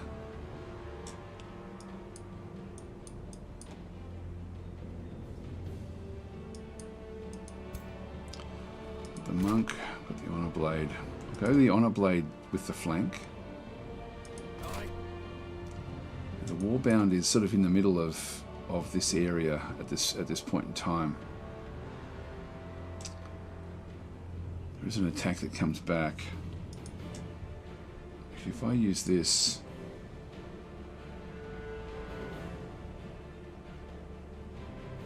everything's been blocked off.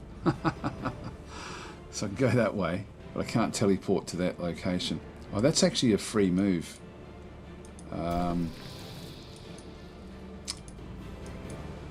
Okay.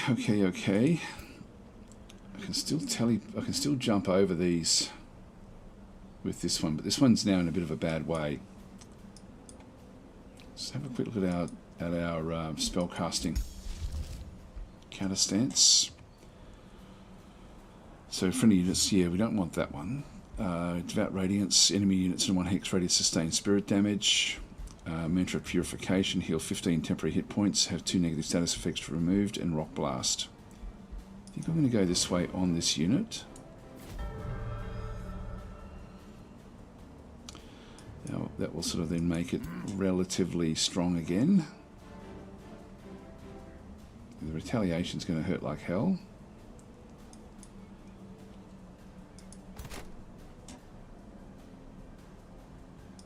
God, I'd like to smash that.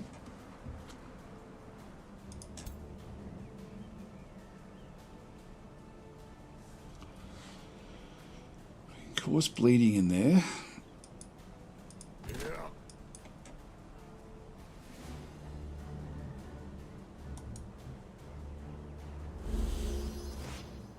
Missed. That was a bad miss.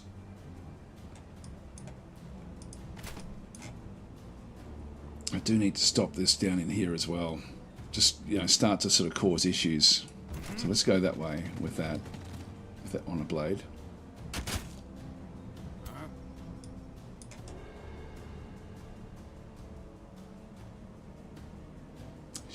I should have done this the other way around. Should have moved that one into there.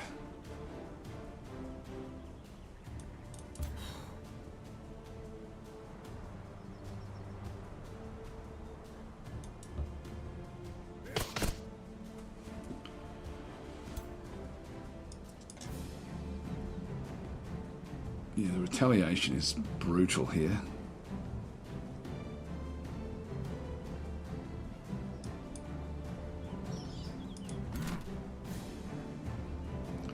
I'm going to take the hit.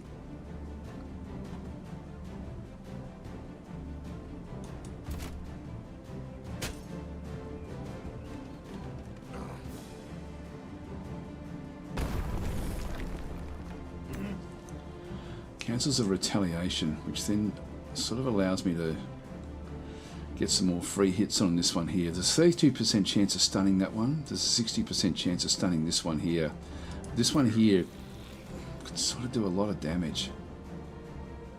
That one there can do equal. Not quite, actually. I'll take the 60%. It's a bit dangerous. Like if both of them actually have a go at me, you're in trouble.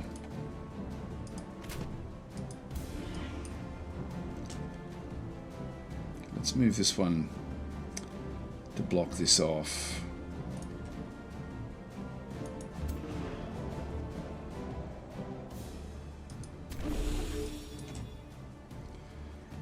I'm going to leave this one back.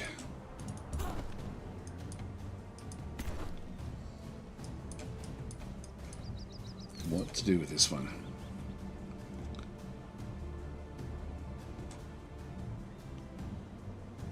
If I put this one on, we end up with another couple of defense. This thing here has still got this steel blast.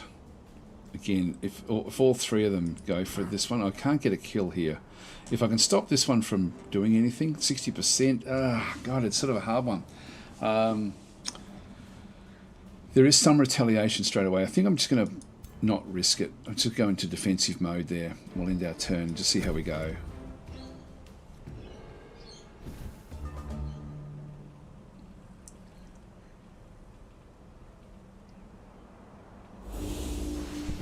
It's okay, I don't mind that one being targeted.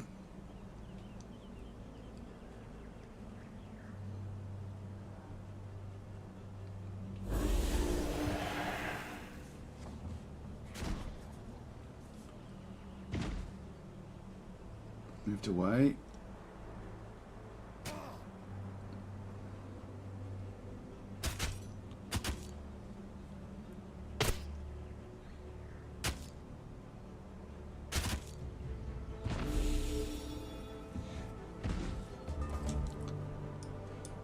We're going to have to get rid of that hero pretty soon.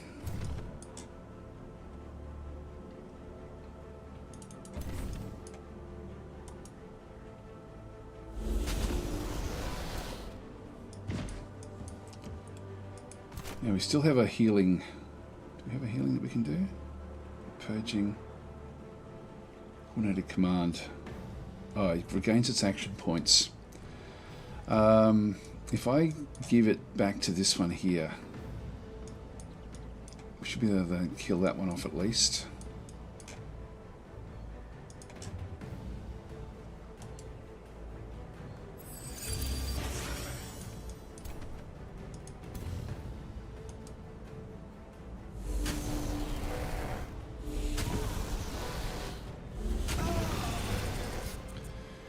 That one's down. 32% chance of stunning with the monk.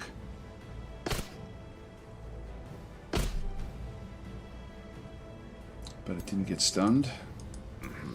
It's bleeding. Now the retaliation is going to kill that one. That will then cancel the retaliation.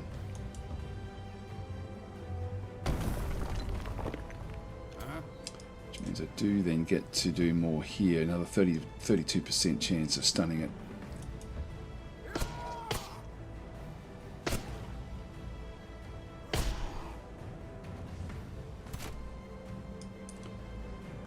I'm going to get the kill.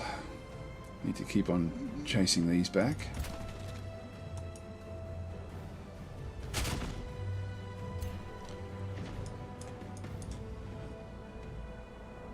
That one, we sort of, all of these, like it almost gets the kill there.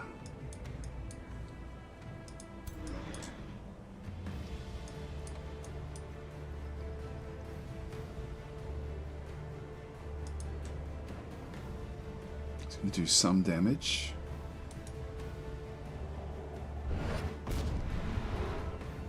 It's been immobilized, not that it matters that much. All right, this is hopeful. What about let's just see if we can actually use a spell, like Rock Blast or something, just to finish it off. Not quite, but if I attack it,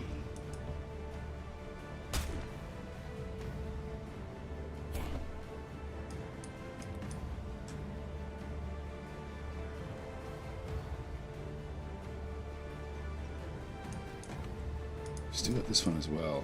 50%. Let's take that. Near graze, but it was enough. That still leaves me with my spell casting. 85%. I'm going to have to heal this one up a little bit.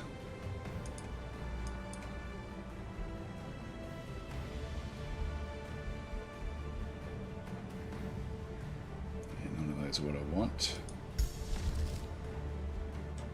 So I'm going to take. I don't think I'm going to take. I don't think I'm going to be using it. So I'm just going to toggle the favorite aspect and put it onto Mantra of Purification, because I can see I'll be using that one a fair bit. So I can actually then just go back out. It'll end up being here, so I can just go and grab it and I'll place it on that unit there.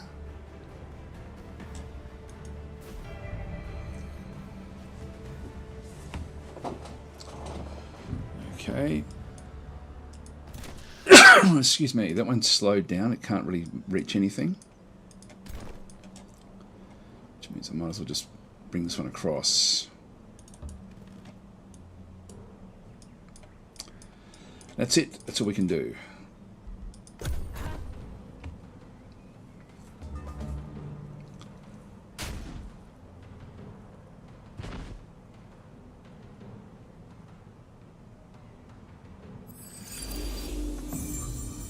Awakened. Could cause some strife for us.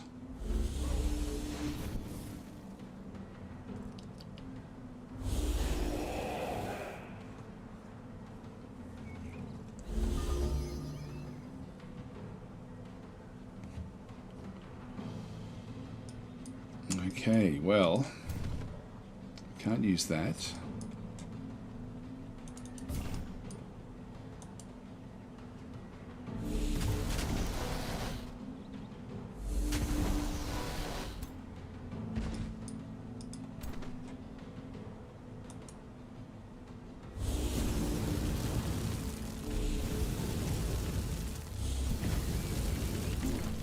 I love what they've done with terrain now in the game.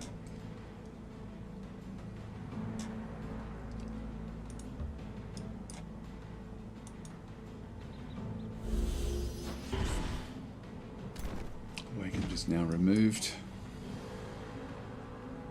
There's hardly any retaliation that comes back.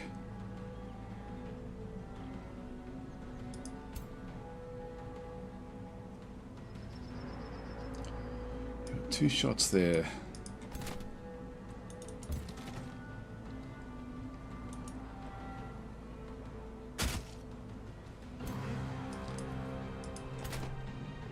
So we should start to be able to do a lot of damage.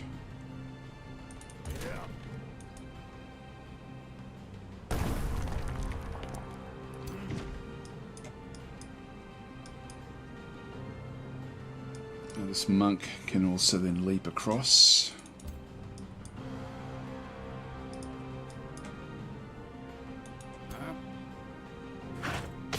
Just want to stay away from that one getting a flanking shot against me. They're quite strong, this one.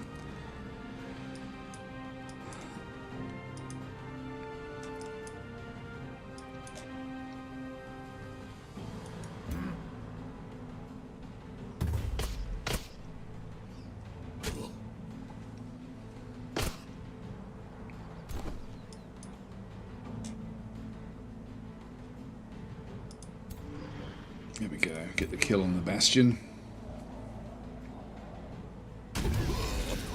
Well, this has been a fairly mighty series of attacks, actually. Been interesting. Alright, we've still got spell casting, but don't think I'll need to use it, so we'll just end our turn. Should do a quick save during the battle at this stage.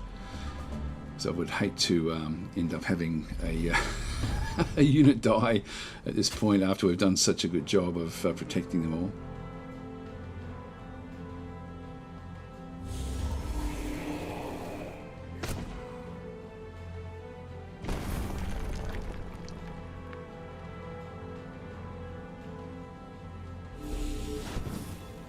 No, we're okay. Okay, we're doing well here.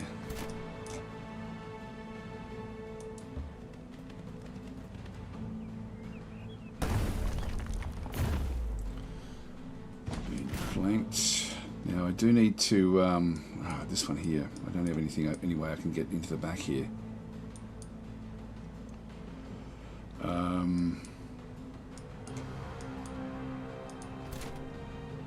Let's cool down on this one more turn.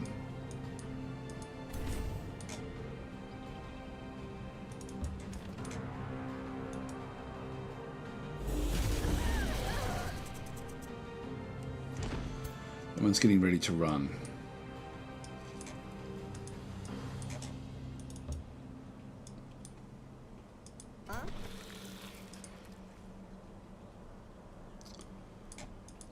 Can sort of hit both of those. Well, there's not a lot to be gained, is there, now?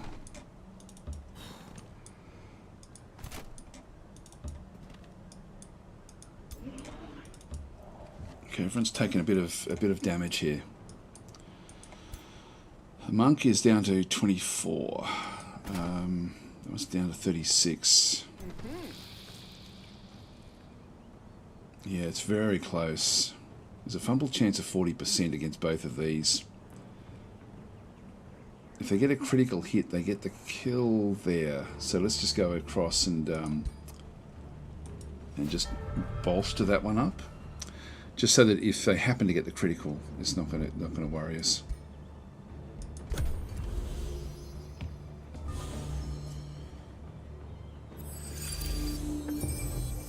Uh-oh.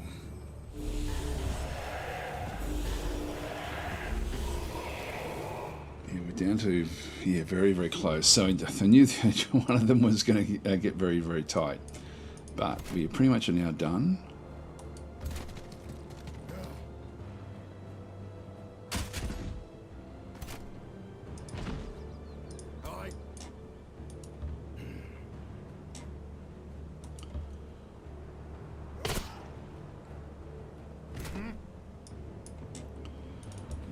Melee fight.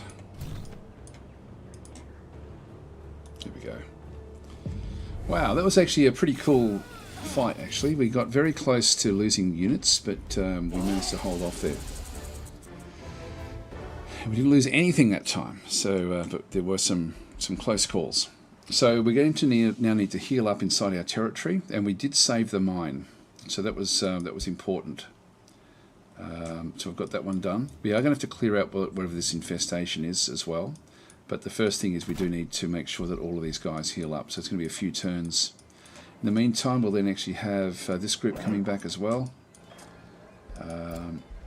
Remains of 2 different groups now have been collected. We better get ourselves a way to process these. We've got a fair few of them now in here. Just inspect this one. This one is a tier 2.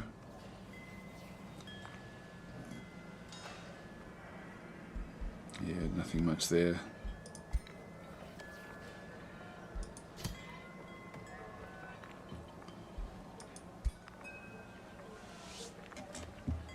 We can't use this. Just got another one, padded plate. Yeah, nothing much there either.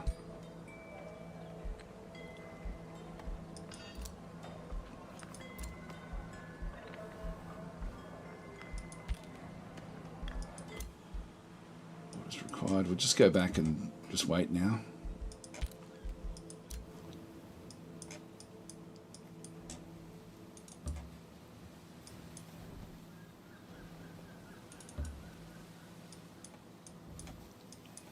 We'll see who's on the other side, I guess. Okay, we'll end our turn there. This group in here, 609, what's theirs? 652.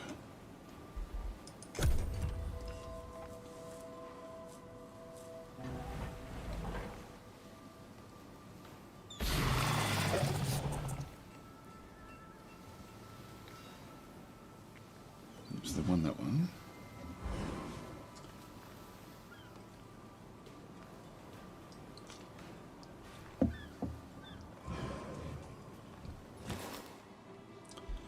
Been a lot happening in just a short period of time, you know, like with this this session. It's the game is a lot more immersive than what it was, just with all sorts of little things. Praised by your hero for formerly the thinker, he expressed betrays dejection and vexation. Formerly has grown frustration with his current ambitions. Will you permit him to change of heart? Now, can we look at this one? So he's there, but we need to know what it is. Fearmonger, what does that one do? In a battle where 5 enemies routed. Rout enemies units. Yeah, we can do that. We could do that one easily. Being an Imperious is an admirable ambition. A siege battle against a free city. No, that's not going to happen. Stay your course. It's a challenger. In a combat against an army with 500 more power. Yeah, let's go back to being a fearmonger. So we'll do that one there.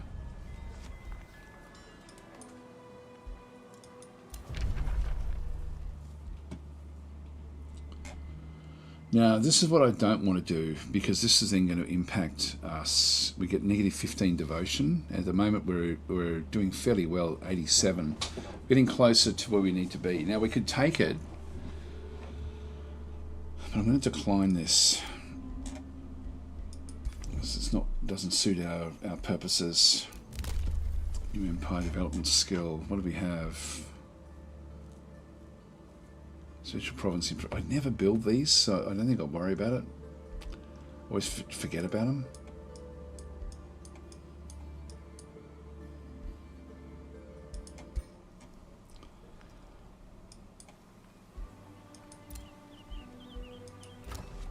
Got the blacksmith. Everyone's pretty happy. Estate hall. Actually, that will give us extra food. That would be useful. I'll grab that one just because it's boosted. Paragon quarters. It's a warbound unit to all fights in this domain. That would be useful as well with all the different raids that we're going to get. That would actually be really quite nice. I do want to get the crypts though. So I'll queue that one up. And I'll grab another Warbound. Our gold is pretty bad, actually. We're going to have to not buy anything for a little while.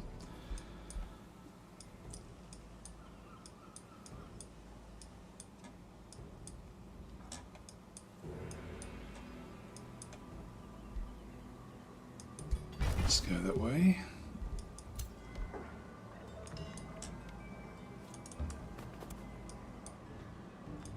We won't cause problems just yet. Let's do a quick save here.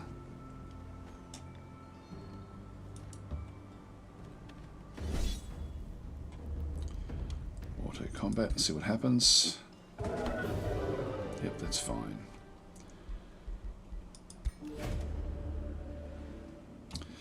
Okay, with the frost creatures gone, their magical ice starts to melt.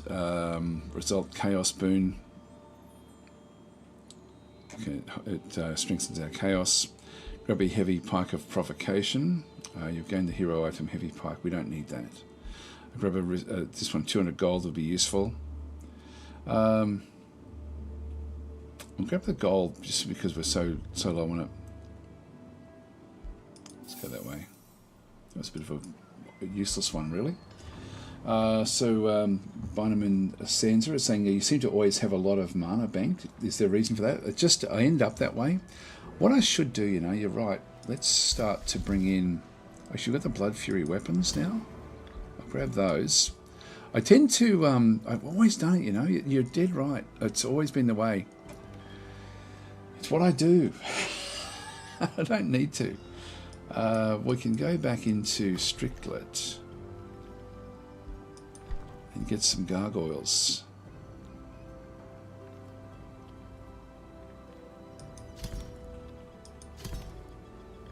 Let's do that.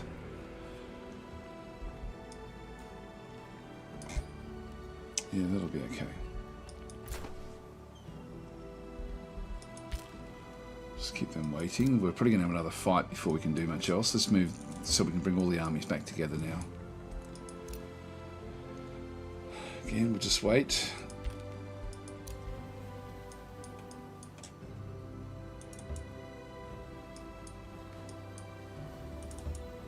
Let's do a bit of scouting. She's got a presence back over here now. We'll end our turn.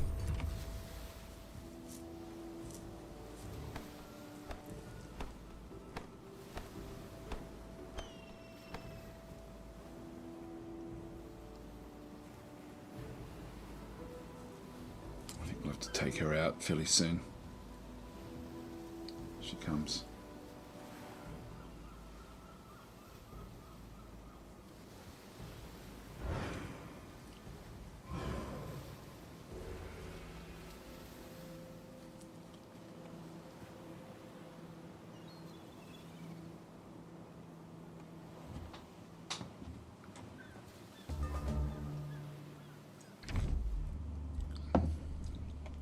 Okay, we'll come across another one as well. Goodbye. The High Sorceress. The Rulers Forged an Alliance. Damn it. Good to know. I mean, we're sort of on their side. Spell ready. Blood Fury weapons. Let's go for it. Enchant them.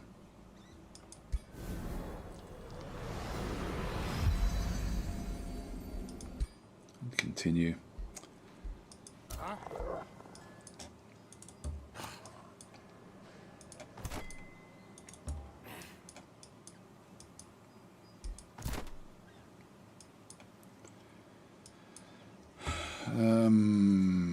Yep, we'll just stay where we are until this one heals right up.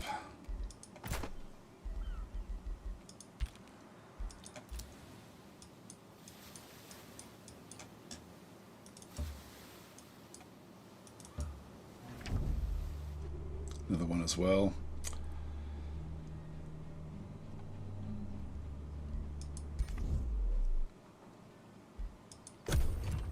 I guess if we're in friendly terms with the ones on our side of the water, we can then sort of almost focus on the divide and the other factions on the other side.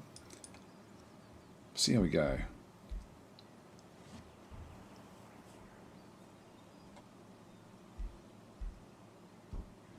These ones hate us. If they declare a war on us, that won't be bad. Conquest of Vossen. So, okay, so this is actually part of the Damen Voss, Jalen Voss, and Skogan Voss.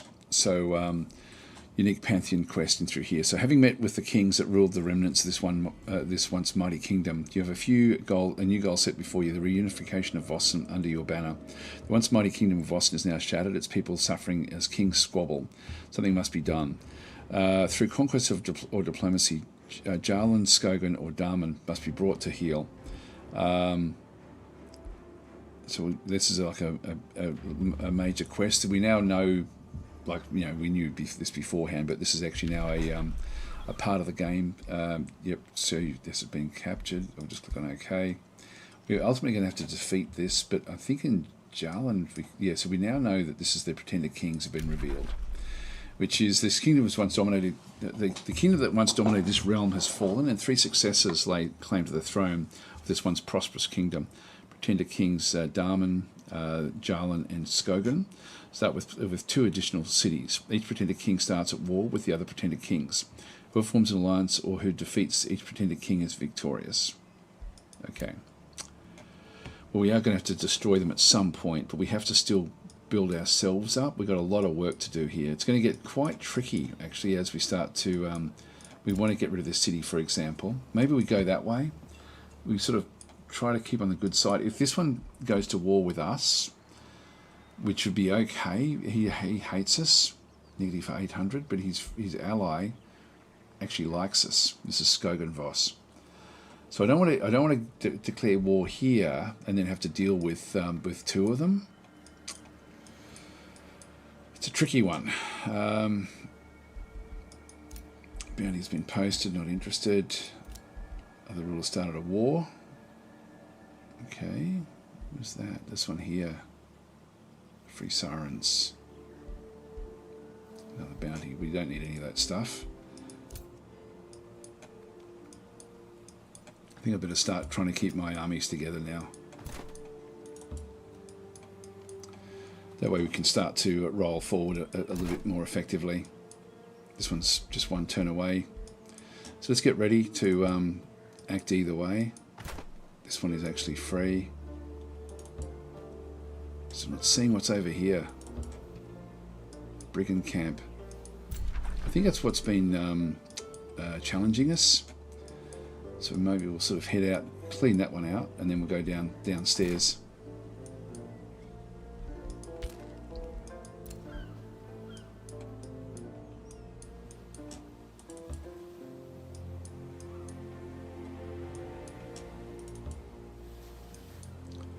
Okay, there's the other one.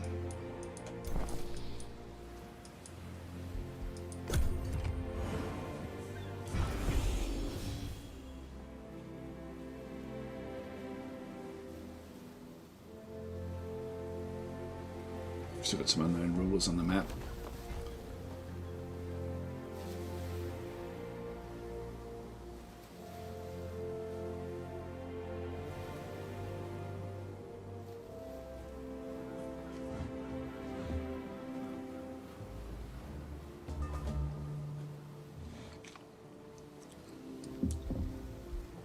Spell's ready to cast. Inner Mastery.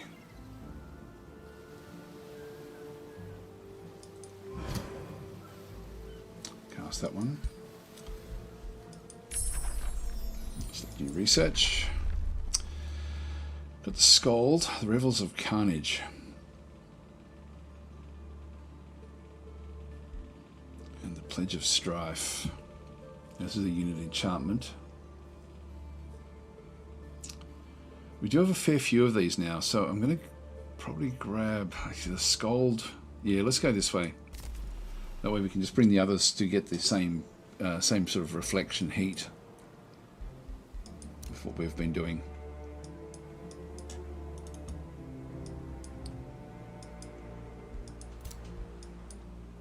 I...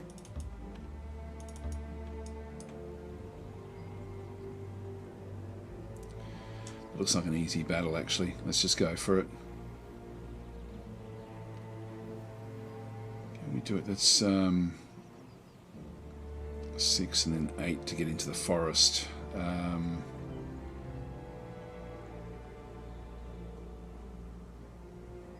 one, I think, floats.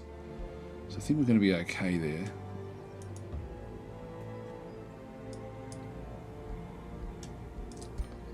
I can move that one, then we can at least do the battle. If we move this one in close, 1, 2, 3, yeah, it could be 3 in, so that's not going to help.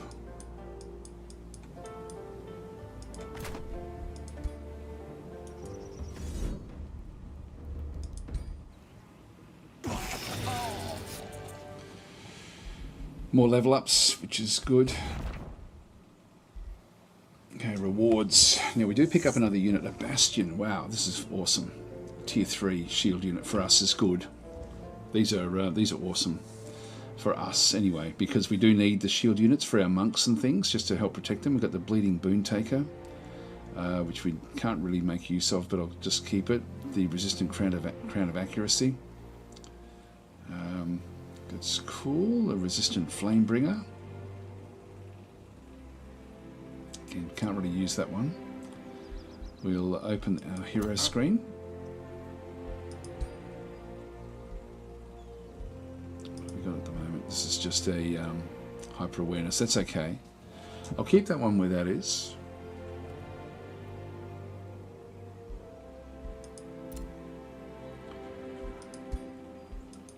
Give you the accuracy.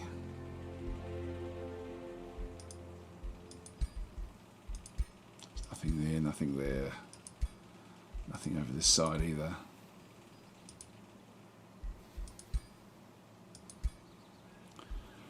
Purging Staff could be given to him if he wanted to, but I'm happy enough with what he's got. Arachna's Skull.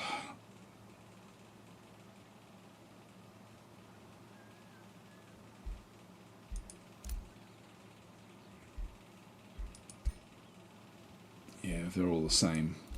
Yeah, all of my heroes are. I can't make use of that weapon. Only the staves. Okay, let's go across. So we've got. I can grab one of these if I wanted to. Purging Strikes.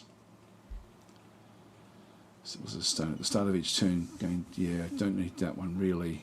Raise Undead.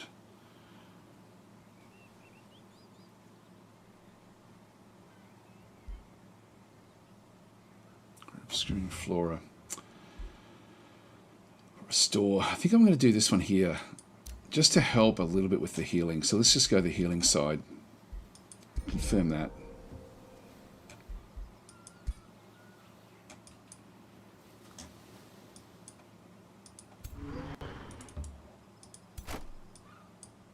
Bring the Bastion back.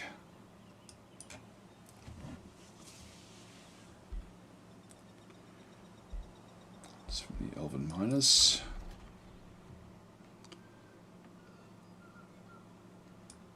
Got the crypts coming up next. Leave that one there.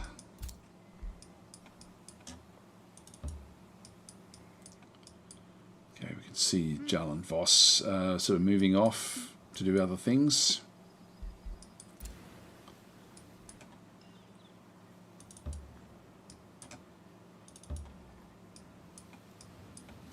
Pirate Cove.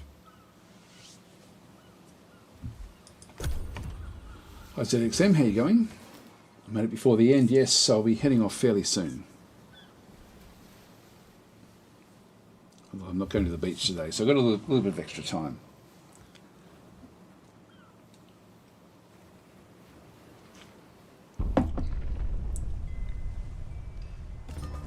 They're being raided, which is good, because ultimately I do want to destroy this. I don't want things encroaching in around our city like this. This is not what we want.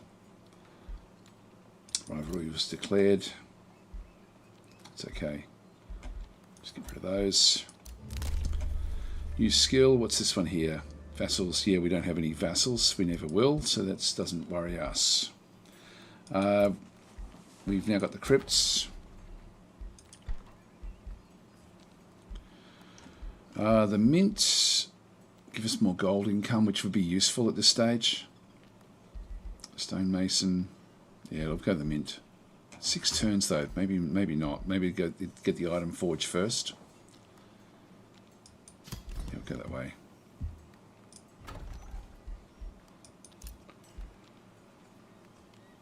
We can annex another province.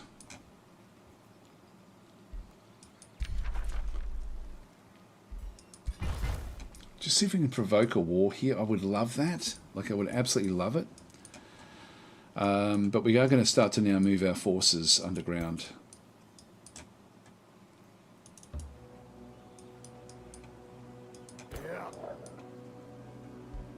Yeah, that would be a good addition there. Just move those in together.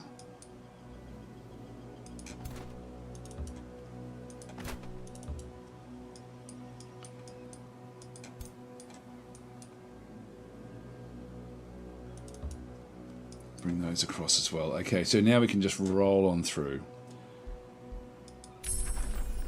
Pledge of Strife. Reveler's Heart.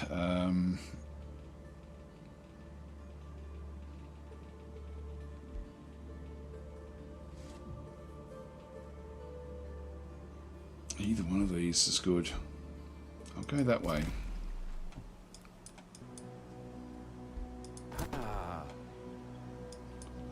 It's now ready.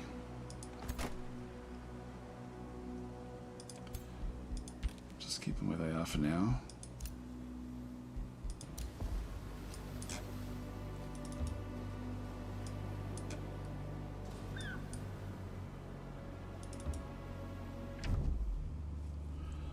So another one, a toadkin. The frozen toads. Goodbye.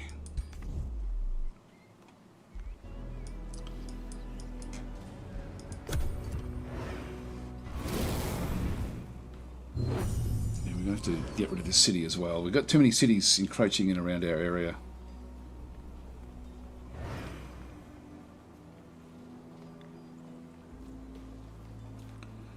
But we are strong now. Turn 40 is where we're up to. Turn 41, just starting. So we're still only really in the mid game. So we're not going to see the big units on the map just yet, but they won't be too far off. I've put a lot of foresters in around here. If I can find a special improvement that actually works with foresters, that's going to be very, very useful. Like this in here, for example. I might have a look and see if we can actually find something that does that. I've got no plan, but I've just been building foresters everywhere in that region. Inner Mastery.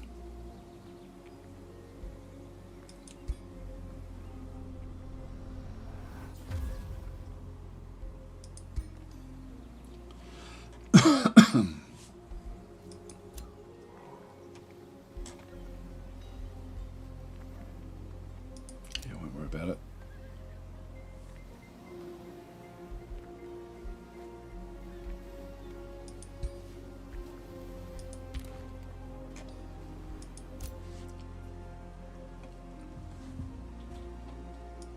And they're about to head down as well.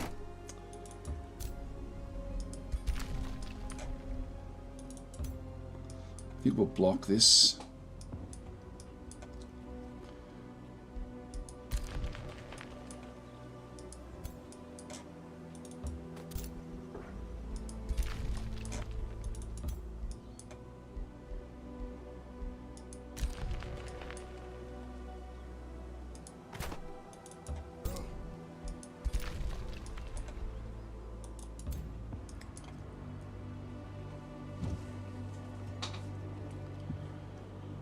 Need to do a bit of reshuffle as well with our different units. I'm just going to stay where we are. I don't want him zipping through and somehow taking... Actually, he can't get past me anyway. So it wouldn't really matter that much. I'll move ahead in that case.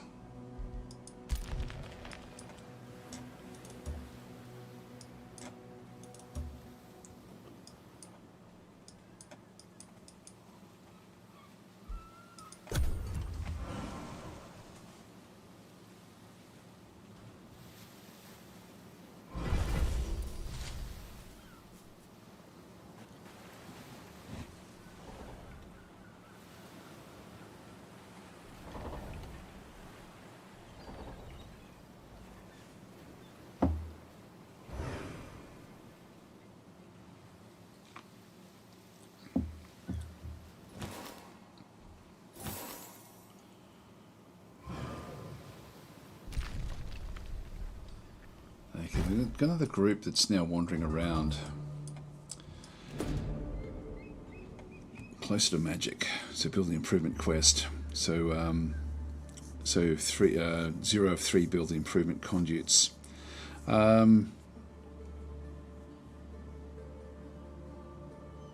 can't do it because we don't actually have any.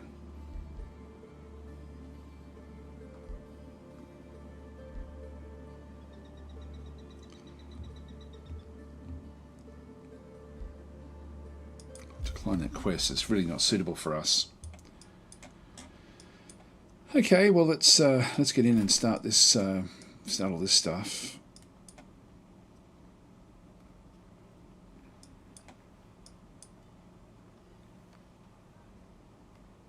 Yeah, that's a high-risk battle. That's a strong group. 663, there must be another one in behind it. So, with what we have in through here, 2, 3...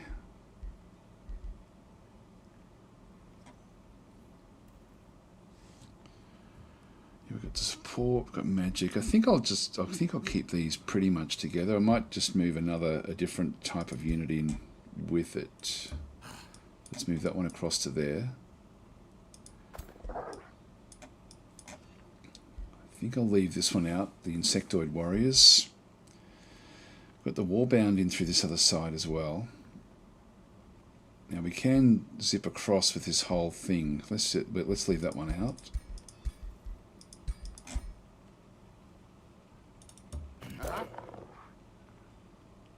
Yes, this is another group at the back there. A level 5. Okay, this is going to be an interesting battle actually, with what we actually have through here. So we've got that one there. I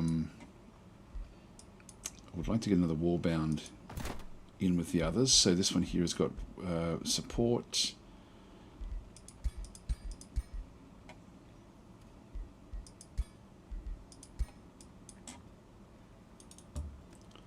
Just move them in. Now the bastion would work in well in here.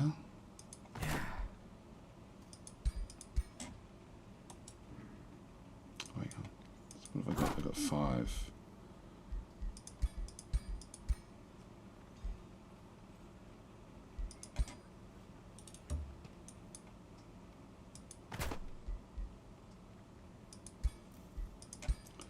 Bring those two into that army there.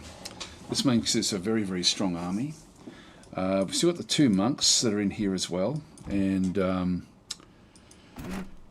with the groups that are in here, I could move the Honor Blade out. Actually, they can't move. So what have we still got left? That one can't move off either.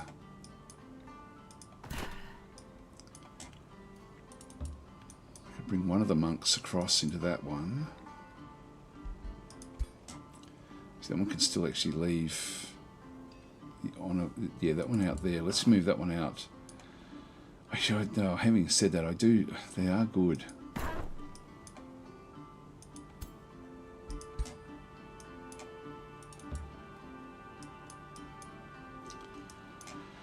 And we've still got just basic units at the back here.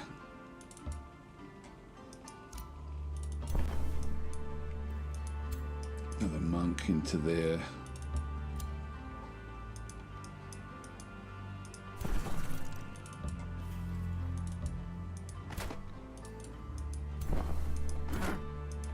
So they're sort of stuck there, that's okay.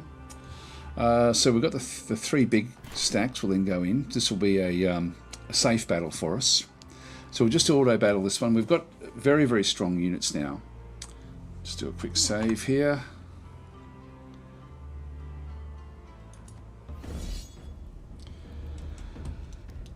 So 1300 against 2500. Just try the auto, see what sort of happens with our damage. I think we're going to be pretty good.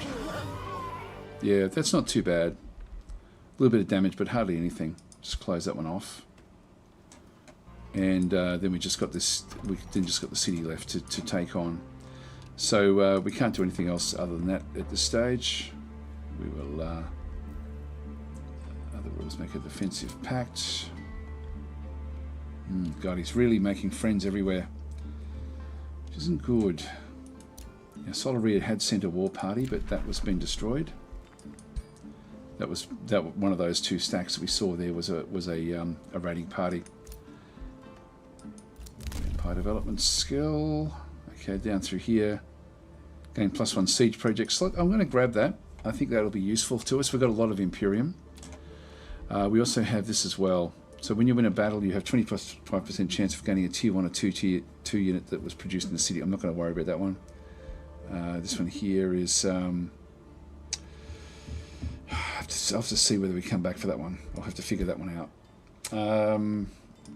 Remains have been collected. Just have a quick inspection. No, nothing of great value there.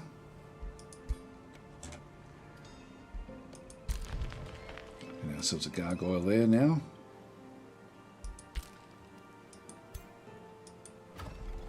So we've got another gargoyle coming.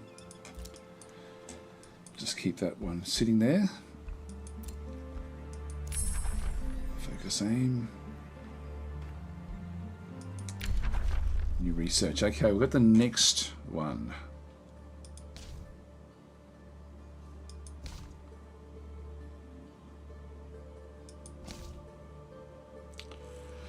I'm tempted to go this one simply because it's new. Living Shadows.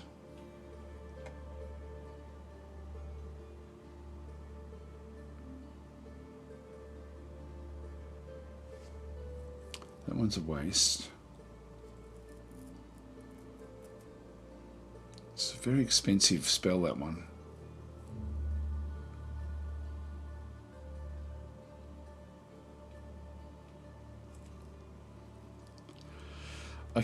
I just can't do it. I just can't bring myself to do it. I just don't think it's good enough for us.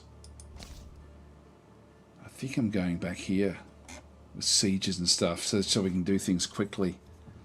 So let's select this one here. It'll sort of work in well with our dwarf run as well. Now we have the we get 2 bolt repeaters. There's 4 fortification damage, which is good. Artisan armaments. Go that way.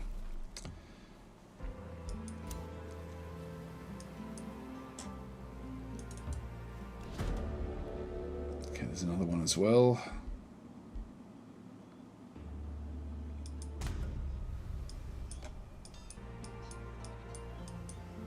Way back over there.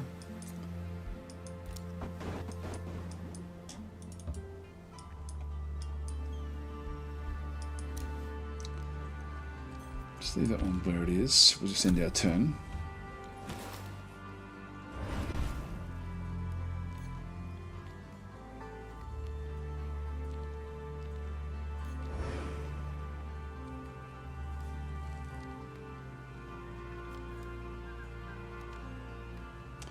Shall see if we do have any special buildings that we can put in that sort of help us with other foresters. We probably won't.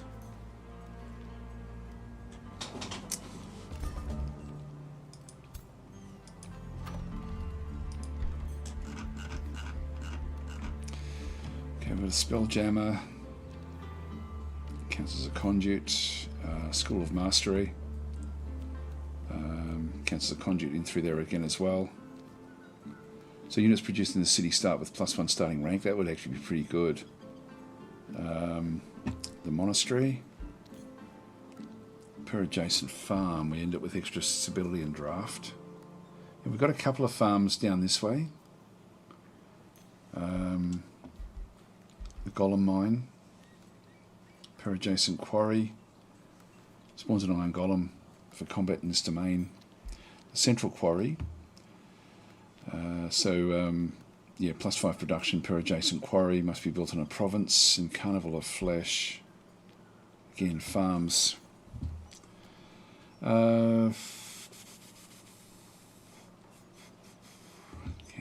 good. Let's have a look and see what we've got. If we just go and click on this, we can sort of see what we have. We've got a farm there, but I don't want to get rid of those two there.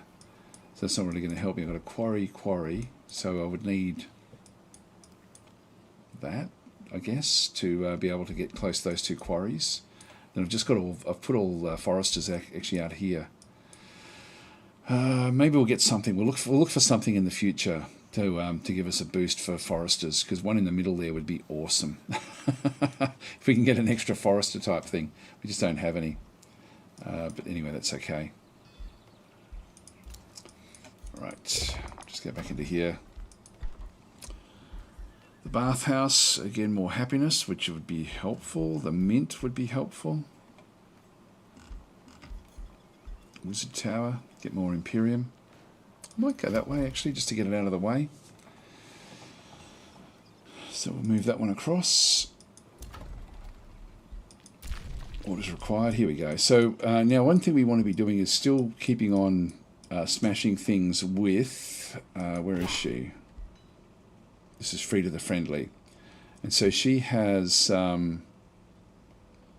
what's her, it should actually show you in here what she wants to do, rather than having to go into all of this. So pillage a province, she gets 25 renown for each one of those. So we'll send her off to pillage. There.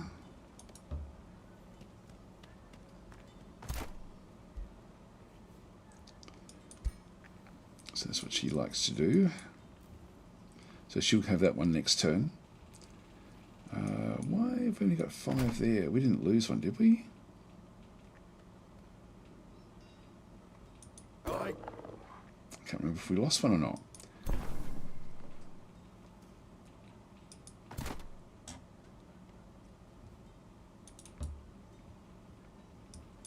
Actually, I'll leave that one back out.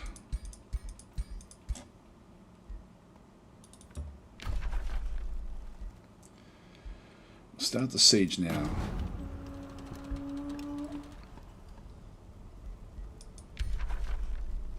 And we want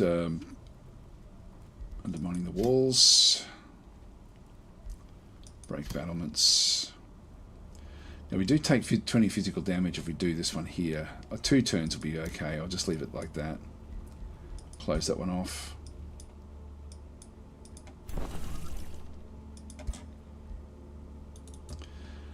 Another one to get the experience. Okay,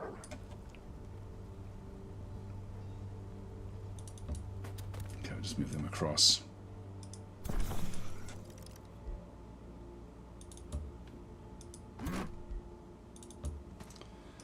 Keep them together.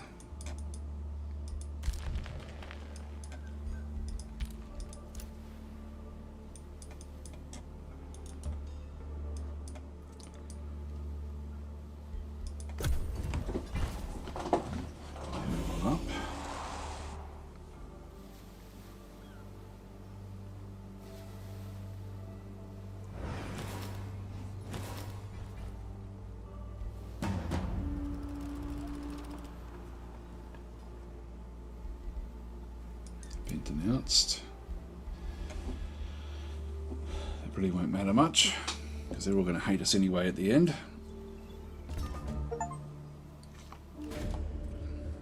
Sign of the Huntress. So melee, magic and physical range attacks deal 30% more damage, but they have -1 range. Not great.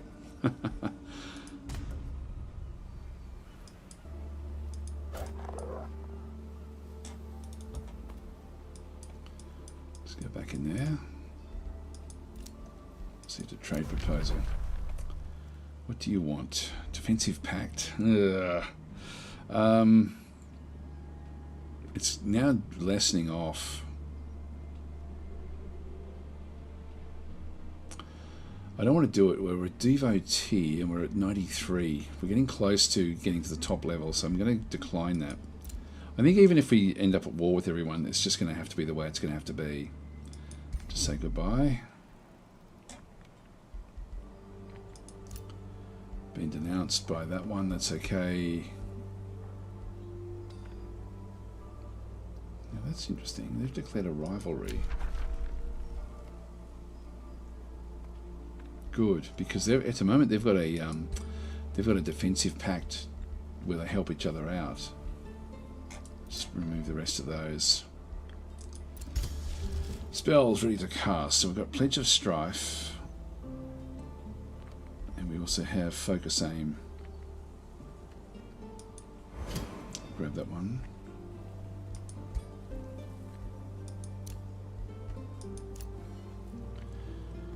Got 2 gargoyles there now. I think I'm just going to save up a little bit now. I don't think we need to worry too much about getting any more units.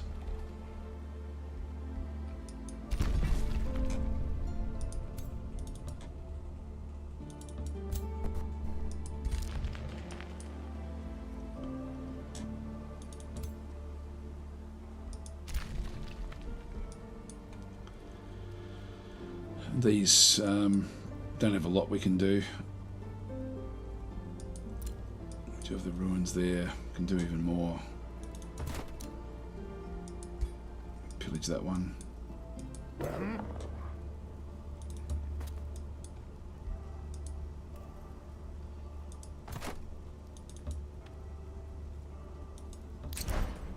Yeah, one more turn until breach. That's fine. Just close that one.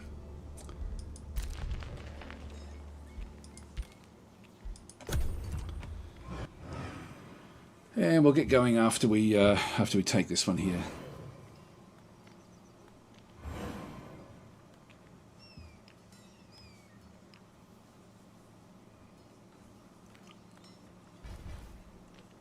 I might see if I can provoke this character into attacking us, because if they're falling out with each other, with Skog and Voss over through here, that would actually be good.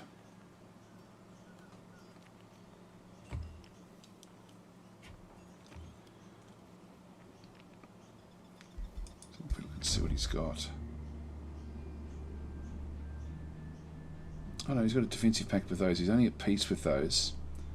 Okay, actually, well in that case, we can go back that other way now and deal with that, which we'll do when we do come back. Let's just move that one back to there. Just have the basic units.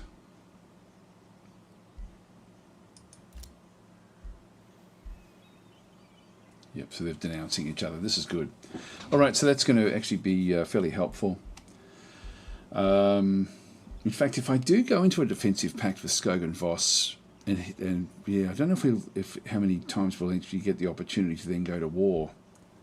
The more we can go to war, the better. So we'll just attack in here. It's going to be very, very simple. Yeah, even just with only 2 stacks, I'll just auto-combat this. Done. Close that one off. Battle 1. Alright. The Fortune Alliance. We won't worry about those. Oh, I should have done that one before we did this one. Enchant those. Hero leveled up. This is Fulming the Thinker. I think I'll come back and just get a few other little things in through here. Just get the extra hit points to start with. Confirm those.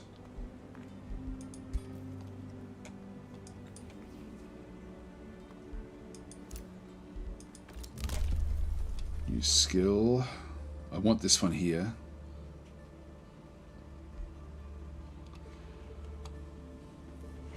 Oh, there we go. Definitely grab that with all of those foresters that we have. You can instantly get 2,000 gold as well if we wanted to, but not just yet. When we need it.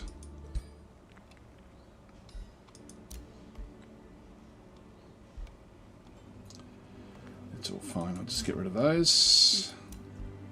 City awaits its fate. Of course, we have to raise it 3 turns. So that'll be good.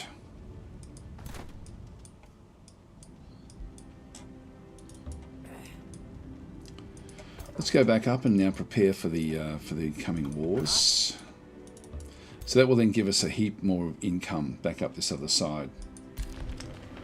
So I might as well grab even more gargoyles, I think.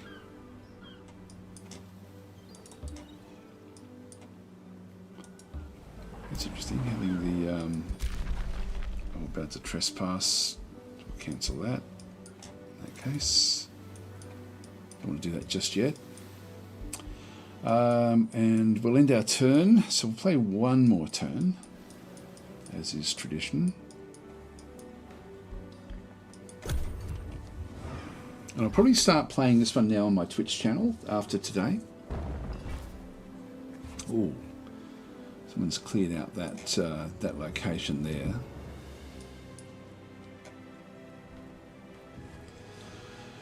Yeah, I'll queue up another gargoyle.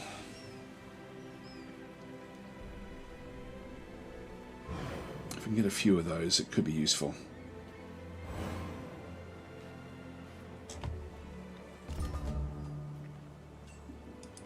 Day 46.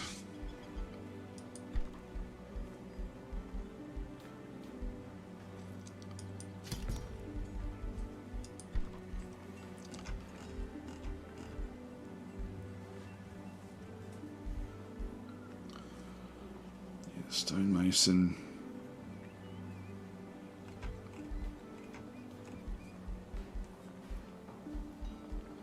Bathhouse to get even more stability.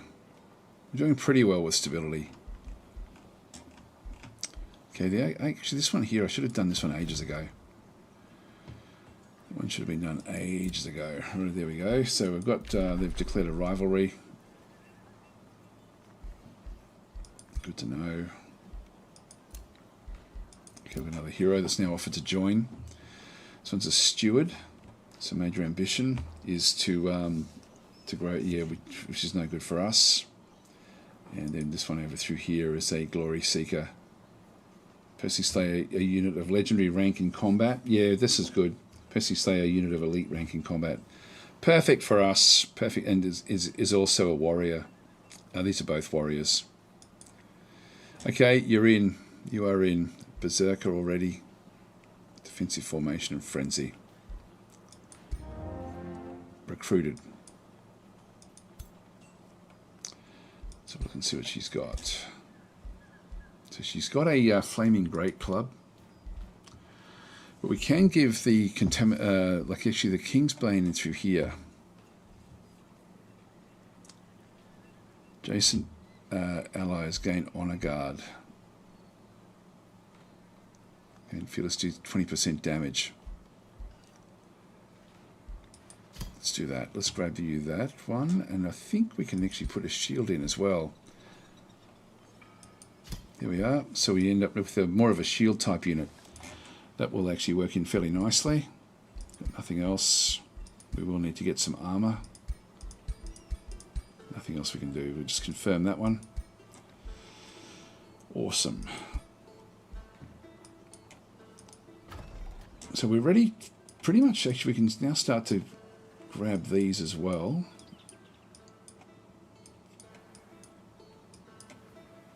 And we'll just grab the forester in here. We're going to be sort of pushing back against the borders anyway. Aha, she's actually dropped off. God, I wish that they'd show on here that they're in the void. That's one user interface aspect I just don't get, why they haven't done that. They used to do it in the old games. Very strange decision. I'd love to know why they didn't bother doing that one. Did you just turn off the stone cosmetic? Yeah, I do actually. I do want to turn that off. Where do we see that? Because yeah, it's overwhelming. Where would that be?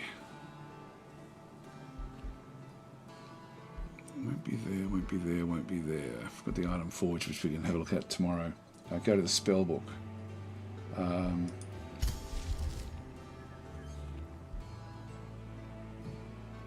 There's no valid targets there.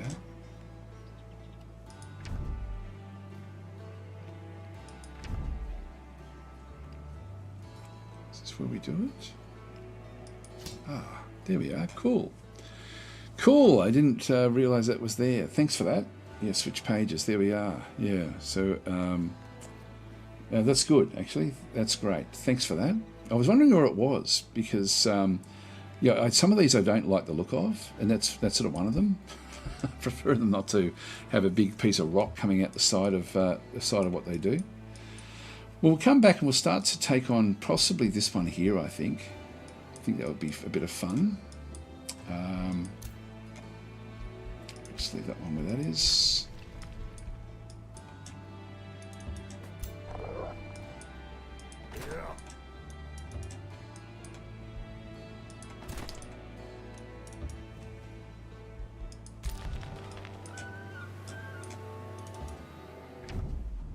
Another one that we found. Goodbye.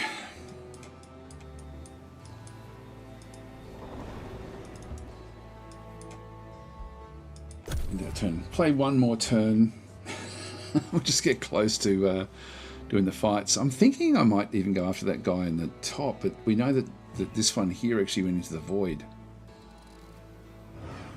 And the Grand Disciples. I need to. The fact that that's at war with somebody else. They all hate us, but anyway. They all hate us. Empire skill. Oh, we're nearly there. We're nearly there. Pillaging a province takes -1 turns and yields 20% more rewards. I don't know if we can do that one. Actually, I'll still grab it. Because otherwise it'll just be immediate now if that's the case. Happens instead of 1 turn, it'll happen straight away, but I don't know if that will be the case. The actual, what it'll actually end up doing. Okay, arts and armaments. Selecting research.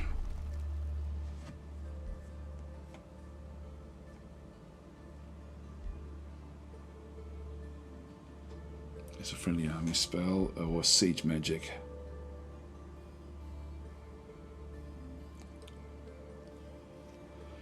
Siege breaker dealing extra fortification. Yeah, let's grab that one there.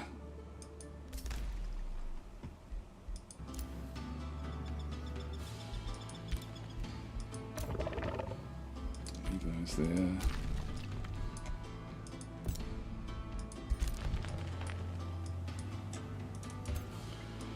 And so we'll be able to declare war next time.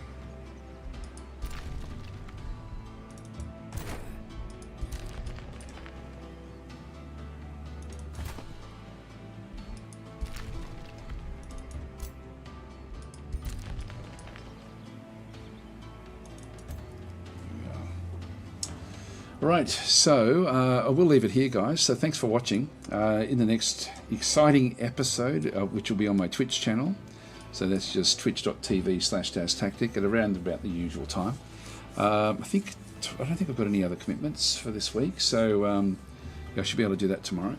And yeah, with that one there, we'll then sort of start to either attack south or north, one of the two.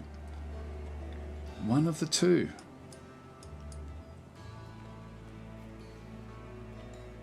Yeah, I think that's that will then give us a bit to do tomorrow.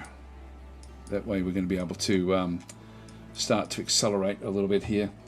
So I'll catch you guys later. Thanks for watching.